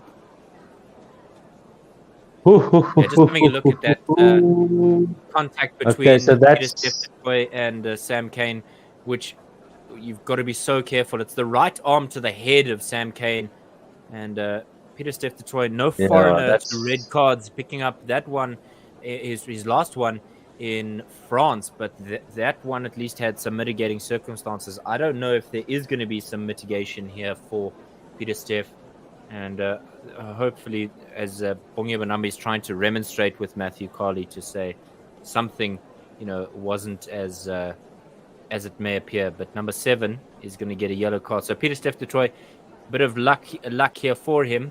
And is this the turning point for the Springboks? He sent it to review to the bunker. Okay, but let's just put that in context, because he was penalized for playing rugby. He didn't make contact with his shoulder to the head. He made contact with his arm. The head. Yeah. It was the upper arm, so he was trying to make a tackle and he was unsighted. He didn't know where to make contact with the player. So that to me is ridiculous. That's penalizing somebody for playing rugby.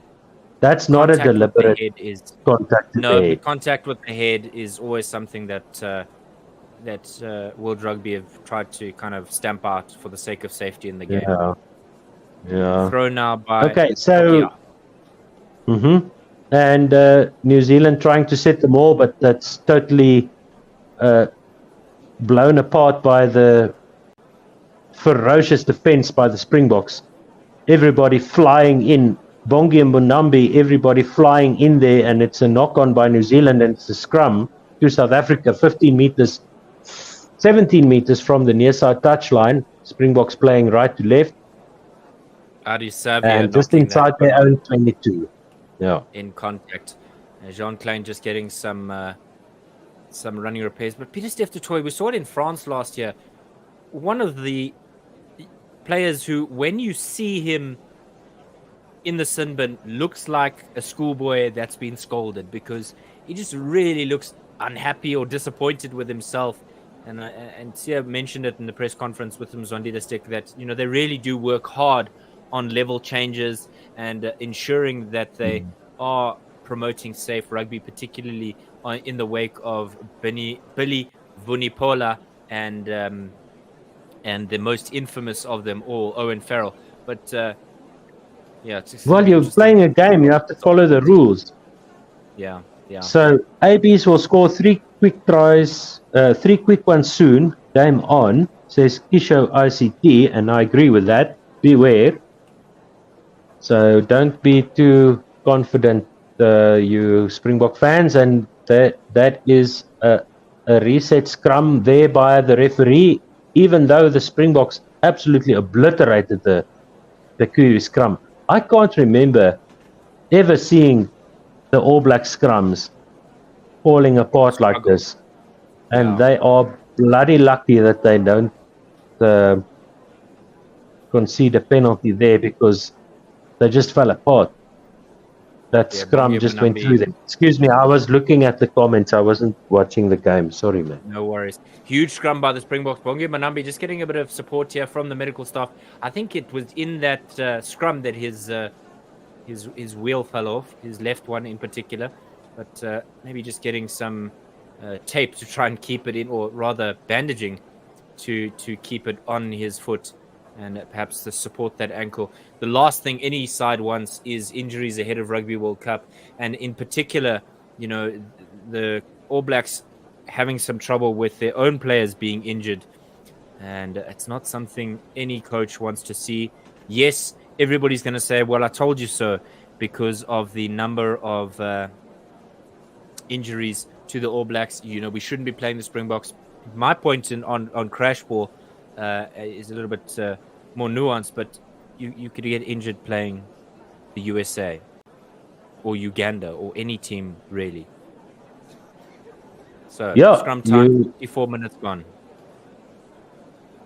Scrum is reset once again. It's a bit of a hold up here. Is it me on play-by-play or you? It's me, right? It is you, sir. You. All right. Okay, here we go. Faf de Klerk has the ball. The Springboks have the put into the scrum. And it is put in now. Very steady scrum by both teams. Faf de Klerk throws it to the far side. The backline move go. The Springboks kick down the field to the far side. And it's going to be a line out to the it'll be All Blacks. All Black, but it'll be on the far side of the field. Let's call it 12 meters from the halfway line. That's correct. Referee So just blowing his the whistle. All Blacks continuing. Go for it, sorry. I'm cutting you off. Tapped down by the All Blacks, and they go for the crash ball into the middle.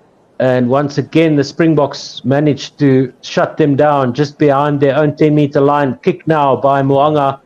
Doesn't go too far. Springboks have possession just outside the 10-meter line of the All Blacks. Faf de Klerk with a kick over the top. He's going to try and roll this into the corner, but he only rolls it over the dead ball line. And it's going to be a scrum to the All Blacks. It's going to be a scrum to the All Blacks just outside their own 10-meter line. Bit of a minor blunder there from Faf de Klerk. He was looking for touch on the near side. And with his left boot, you would have thought, right, this is now my opportunity to really put some pressure on the All Blacks. Bongi Manambi again remonstrating with the referee. Presumably the man with the proverbial captain's armband in the absence of Siya Kolisi, Ibn Etzebeth, and Dwayne Vermeulen. But it was Bongi Manambi as well who was stand-in captain when Siya went off at half-time. So despite Dwayne Vermeulen, who was on the park? Can't remember. Nevertheless, Springboks will have to defend the scrum. Massive scrum required here from them as we head towards the hour mark. Now, just outside the 10-meter line of the Kiwis, just about in the middle of the field. Scrum collapses, but the referee says go. And they go to the near side of the park to the New Zealanders. Ruck is set on the 10-meter line of the Springboks. Behind the advantage line now tackled are the Kiwis, and they concede a penalty as it is. Who's that stole that ball? Knock on. No, that's a penalty. Yeah, it looked like a knock on there. Faf de Klerk was pulling up his man with the number 19 jersey, Jean Klein. But if you look here in the moment, Will Jordan brought down by Faf de Klerk. Great bit of defensive work. Knocked it on and threw it to his number 19. I think it's Papa Li'i. No, not Papa Li'i. It was Va'ai. So excellent kick there by Mani Libbok to the near side of the field. Penalty kick, and it's a line out to the Springboks on the near side of the field. The Springboks playing from right to left, and they will have a line out on the 5-meter line of New Zealand. Jean Klein and Ergis Snyman onto the park. Bongi and Bonambi with the feed. The Springboks leisurely strolling to the line-out, and it goes now to Arges Neyman. They try to set the maul. New Zealand with the defence, and now the maul goes forward by the Springboks. It's rolling over the 5-meter line, over the try line. Surely that's a try. Yeah, Who's got the ball there? The referee is not sure. Oh, they're going to have a look. They're going to have to have a look. Yeah. 5 meters, 6 meters from the near side touchline, the Springboks went rumbling over the New Zealand try line. New Zealand with no answer to the Springboks so far. And we are 60 minutes in, no doubt. Yeah. How many minutes have we played? Mark. 1 more minute, 59 minutes gone. And this is absolutely relentless by the Springboks. The referees have no clue. Let's see here. With the replay, the Springboks are going over the line. There's no definitive proof for me as to whether or not that one is grounded from the angles that we've seen. And again, this one doesn't really give it away. Perhaps a body or two in the way. That one looks like Bongi Manambi may have got it down, but there is an All Black arm wrapped around the ball. And so it doesn't look like the Springboks will have a try, or maybe. So just some, as far as injuries go, Sam Cane has a huge black eye. He's definitely not going to be able to see out of that eye, out of his right eye for the next 2 minutes. Okay, James. So Manie Libbok takes the conversion. So it was a try. It was a try. Yeah, it looks like it was a try. Manie Libbok again with his kicking boots through the poles, and the Springboks lead by 28 points to 0. 4 unanswered tries by the Springboks. And Andre Foster saying, what is the second half timer now? Well, it is 60 minutes and 25 seconds gone. Hemi Fa'a Iafale Opulu. Yeah, forgive me for butchering your name. Go ABs. And somebody mentioned earlier that the national broadcaster, Lacquer Boys, well done. They should broadcast all World Games. The only way we will unite behind our teams of all corners. Well, we are broadcasting games, home and away for the Springboks. So, yes, right, kickoff means that Faf de Klerk kicks this away and Mo'unga collects it inside between 10 and 22. Right at the back, here we go. Springboks putting pressure on the All Blacks as they head into contact midfield with Tamaiti Williams in possession. Springboks really hammering away at Tokiaho. They're shoving him backwards as they attempt to get up to that halfway line. Kane with the ball. Springboks throwing men in but not able to turn possession over. All Blacks really bad with the hands today, and we see Cam Roygaard as this one is thumped away downfield for Manie Libbok to make the catch. He knocks it back, and some fortune for him inside his own 22. He has lots of time, and he thumps this away downfield. In between 10 and 22 is collected by the men in black. Mo'unga into the midfield with Will Jordan. Immediately, Kwagga Smith is on top. Number 24 has stolen the ball away. Great bit of work. Oxen chair to Arges Neyman. Breaks away from one tackle. Wide ball out, and it's given away to Mark Talia.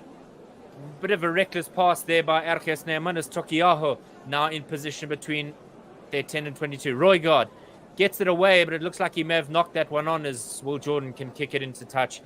It was an opportunity for the Springboks to really put pressure there with Arges Neyman, but perhaps a hopeful pass as that one was thrown out wide.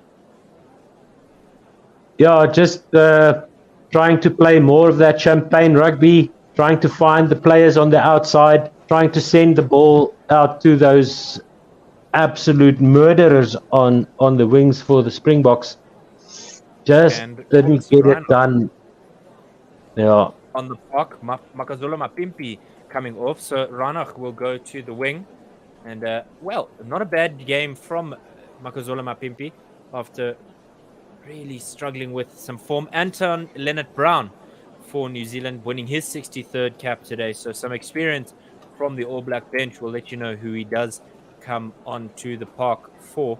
But 62 and a half minutes gone. The Springboks lead 20. In my charger.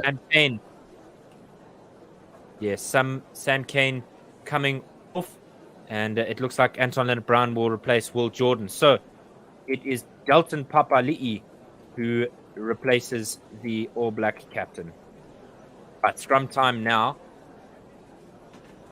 for the men in green and gold on the opposition 10-meter line. Feed from Faf de Klerk. Pulled out the back and it was knocked on. He tried to steal it away from an advancing Springbok scrum, but it was the man with the luscious golden locks who made the error there. It's the second knock on that he's made there in that instance, and Bongi Manambi is rightfully upset with him because he did all the hard work, did the forwards, and then for your scrummy to blunder it is yeah, it's not exactly what you want. So now the Springboks will have to defend the scrum after having put in the hard yards in the previous foray into scrum time. A little bit, perhaps an early engagement. Referee's not interested. Fed now by the All Blacks. Tap and go from number 22, Cam Roygard.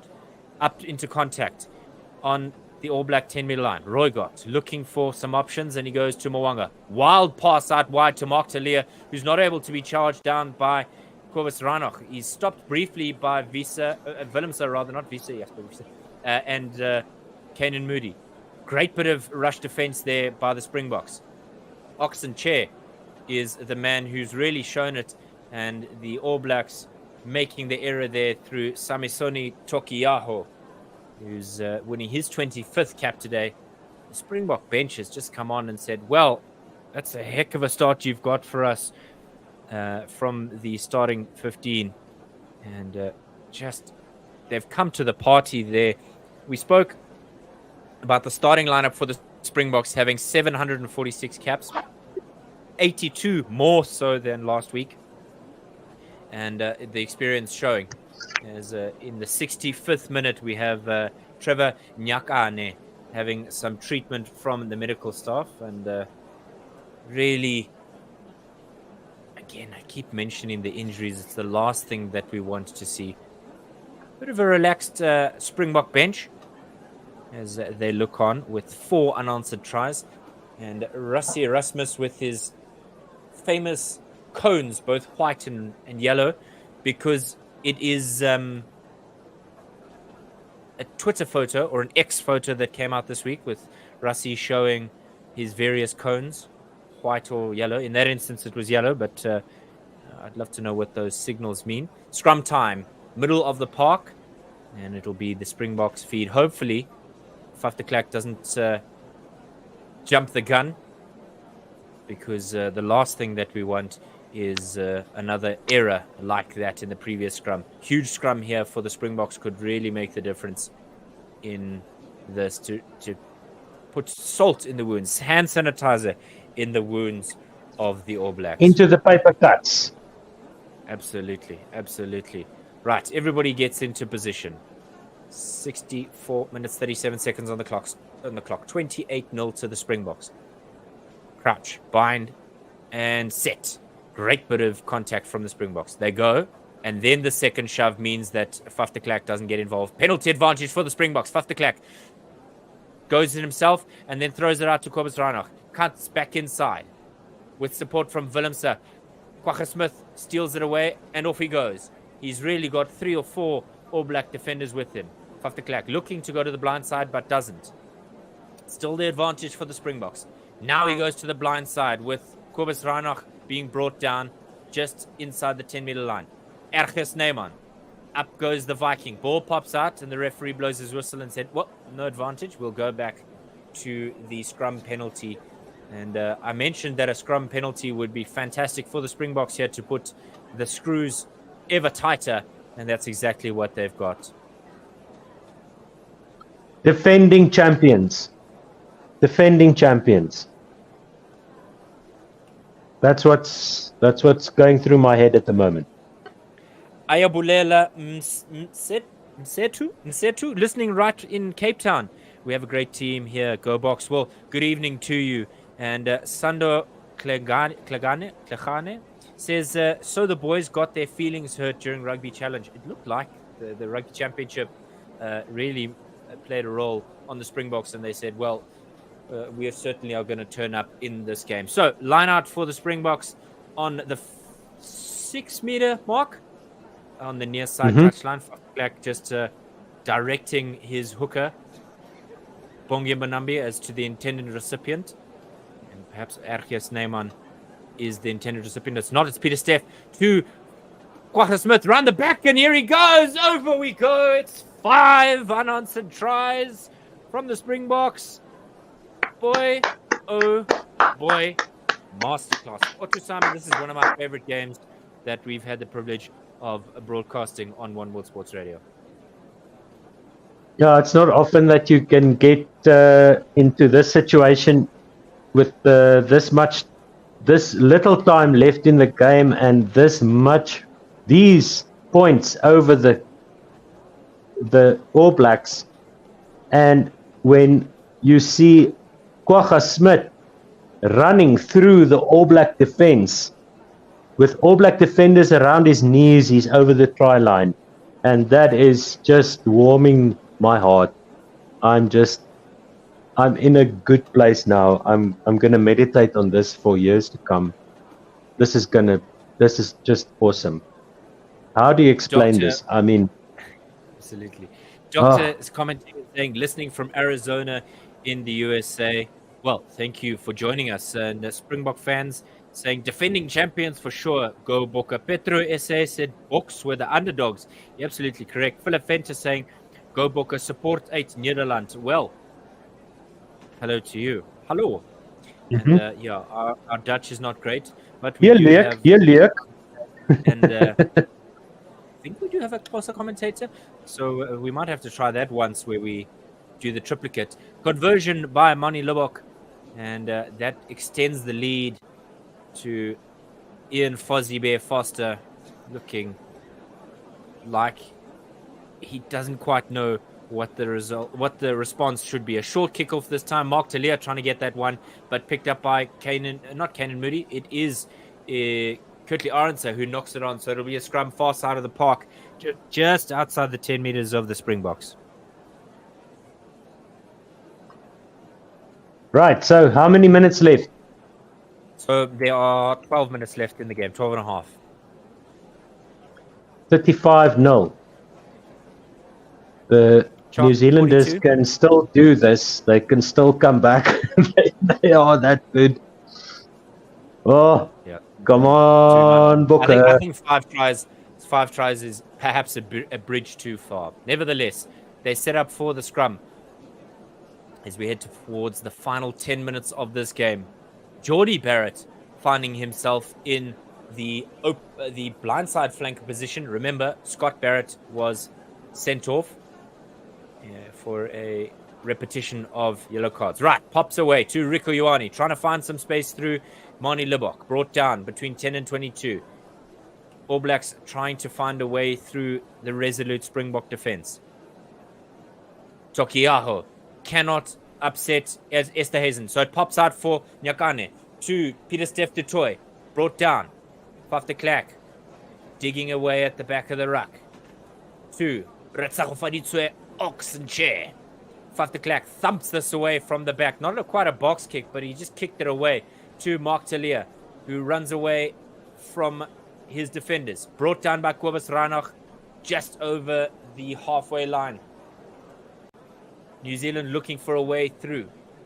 Resolute defense from the men in green and gold. Huge movement there from Bongi Mbonambi at the ruck.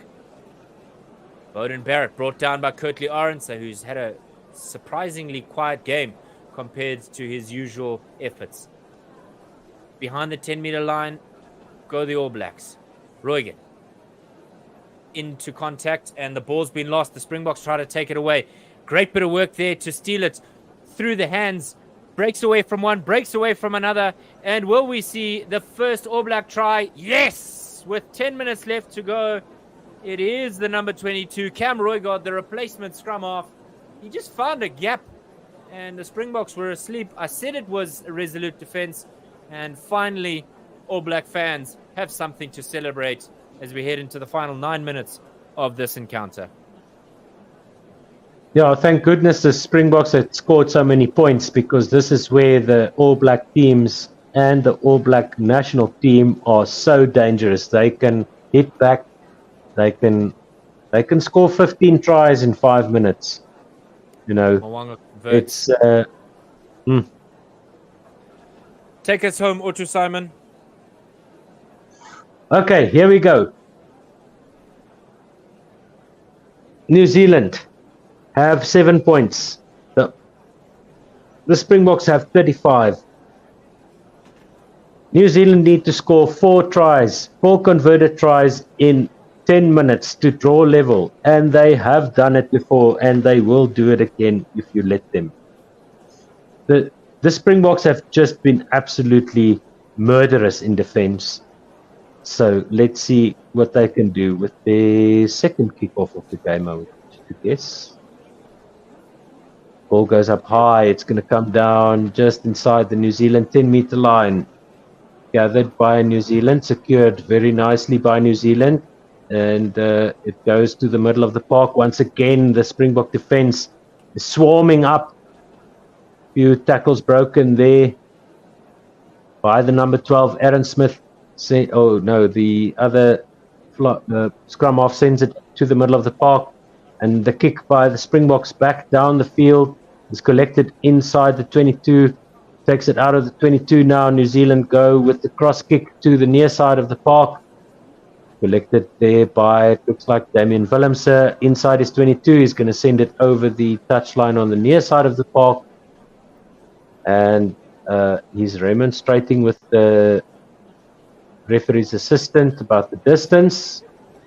No, it's a quick throw in and stolen by the Springboks. It goes to the middle of the park and out to the far side of the park go the Springboks. Down the back line move they go. After Clark, 15 meters from the far side touchline, the Boks go right to the middle of the park now, over their own 10-meter line, over the halfway line, down the near side touchline. Ruck set up. Pass going through the middle of the legs to Argis Snyman, who knocks it forward, and the New Zealanders have it. They back over the halfway line of the Springboks in the middle of the park. They've got possession of the ball, and the referee says that's a penalty for lazy running. New Zealand players looking a bit tired. So a bit of a double blunder there by South Africa's Viking. Andre Foster asking how much time? 74 minutes gone. 74 minutes gone. So 6 minutes to play. New Zealand will have a penalty kick that they send over the near side touchline, and they will have a line out. Just about inside the 22 of South Africa. Yeah, about 20 meters. Send it up. And it's stolen by South Africa. Possession now with the South African forwards. They go rumbling over the 22-meter line, 20 meters in from the near side touchline. Faf de Klerk goes digging for the ball. He's still on the park. He's going to send this one high up into the air with the left boot. It's going to come down just outside the 10-meter line. Rucking for the ball are South Africa, but New Zealand seems to have possession. No, it was stolen by South Africa. They've got possession now. No, says the referee. Penalty to New Zealand. 15 meters in from the near side touchline, just inside the 10-meter line of South Africa. The game is over as a contest now, I would say. New Zealand send the ball over the near side touchline. They will have a line out. Yeah, it's something that the Springboks will want to be wary of, because you don't want to give away points late in the game. Yes, we have the lead at the moment, but perhaps if it's a close game in the future with Rugby World Cup, particularly against Ireland, I think if we concede points like we have here, it could prove costly for us. Knock on by New Zealand, picked up by South Africa in the middle of the park. Now the ball goes out to Kirkley Arendse. He's running down the far side of the park. He's looking for a connection there for Kainan Moody, but it's a knock-on by South Africa inside the 10-meter line of New Zealand. They spread it wide. South Africa trying to defend very gallantly. They're trying to shut down this move now, just outside the 22 of New Zealand. To the near side of the park go the New Zealanders, and they've got possession. It goes to the middle of the park once again. Slipping a tackle is one of the New Zealand forwards. They go up the middle of the park. Kick forward by New Zealand. It's into the 22. There's nobody home for South Africa. And it's going to go over the near side touchline. No, New Zealand knock the ball forward. They kick it forward over the dead ball line. And it will be a scrum to South Africa on the near side touchline, I would guess. Yeah, it was the Barrett brothers, Jordan and Bowden, really a thorn in the side of the Springboks there. Great bit of work there from the Springboks to try and disrupt it. But it was just that frustration there in giving away possession by knocking it on. And Willemse, the guilty party there. And that's why perhaps there was nobody at home for the Springboks. Cam Roygaard again. He's already scored once. Right, so it's going to be a scrum to South Africa. Ian Clark from Maine, USA, and Andrea Dutoy from Washington State, USA. Perhaps you're from a place not too far from Seattle. And they're really starting to engrave the trophy with the South African name on it. We're not too worried about Qatar Airways Cup. It's the Webb Ellis Trophy that we'd like our name once again carved on it. 4 Rugby World Cups. And what a dream that would be. Penalty to the Springboks. Well, I mean, this kind of scoreline against New Zealand, if you had told me that this would be the score against New Zealand this evening, I would have slapped. Get yourself together. What the hell are you talking about? Are you crazy? Pull yourself together, man. Pull yourself together.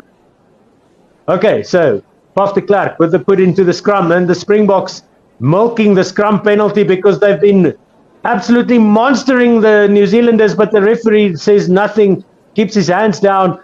South Africa have possession now inside their own 22. They go over the 22. Now it's a penalty against South Africa.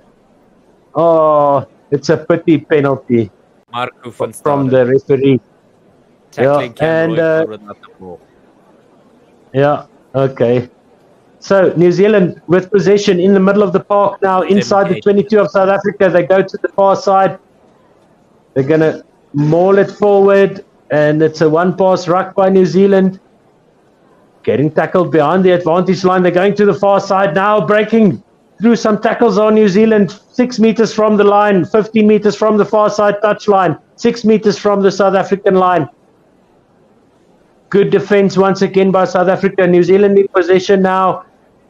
Once again, just about on the advantage line. New Zealand sending it down the back line, trying to get some forward momentum here, but the Springboks tackling them back. They are in the middle of the park. They are just behind the advantage line. Now they get over. They get to the 5 meter line to the right side of the right hand upright. Backline move here by New Zealand. South Africa smother it. Who's going to come up with possession here? They try to send it out wide to New Zealand, and South Africa's Damian Willemse gets the ball over the near side touchline. It's a penalty to New Zealand, and the call is... Yeah, it was just back for that previous penalty advantage. So tap and go by New Zealand right in front of the post. Time is up for New Zealand. South Africa defending their lines. They are 4 meters out now, 5 meters out now, New Zealand. Going to the near side, 3 meters out now, trying to send the ball into the back line. It's stolen by South Africa. They go to the far side, kicking it down the field on the far side. No, says the referee. Knock on by South Africa, and that's the game. South Africa win. 35-7. 35-7. Wow. Who would have predicted that? Well, the players think the game is still on the go on the far side of the park. It's not. It looks like a Springbok knock-on, and it'll be a New Zealand feed to the scrum. Oh, no, time's up. He has blown the whistle. My No, apologies. knock So, on is time up. Yeah, knock on is game over. Yeah. absolutely. So, an emphatic win for the Springboks. Masterclass from the coaching staff and the players, really showing the New Zealanders that the answers for Rugby World Cup domination are not coming through domination of the Springboks. Twickenham has been the host to a masterclass of Springbok dominance. 35 points to 7 is the final score. I want to personally thank every single one of you in this viewing. It has been an absolute privilege and a joy to bring you this game. No matter the results, no matter the number of tries that the Springboks may score, we are absolutely thrilled to bring you this game.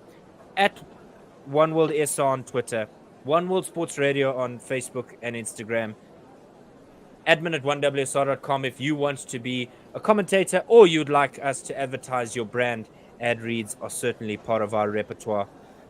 Just take it in for a second, Otto Simon, because it's not often that the Springboks win against the All Blacks, and it's hardly ever that we dominate in such a manner. Talk us through it. How are you feeling? Yeah, I was definitely thinking that this was a high-risk endeavor for both teams. I was very curious to see how the two teams would approach it, but this Springbok team has just set the marker down. This is who we are. We are South Africa. We do not play around. This is our trophy, and we're defending it. This is our trophy, and we're defending it. This is what's ringing in my mind. Defending champions. Defending we champions. are the defending champions. If you want the trophy, you're gonna have to come and get it. Yeah, absolutely. All right. Yeah. So Absolutely. that's the message that I'm seeing from this team, and that's wonderful. I love it.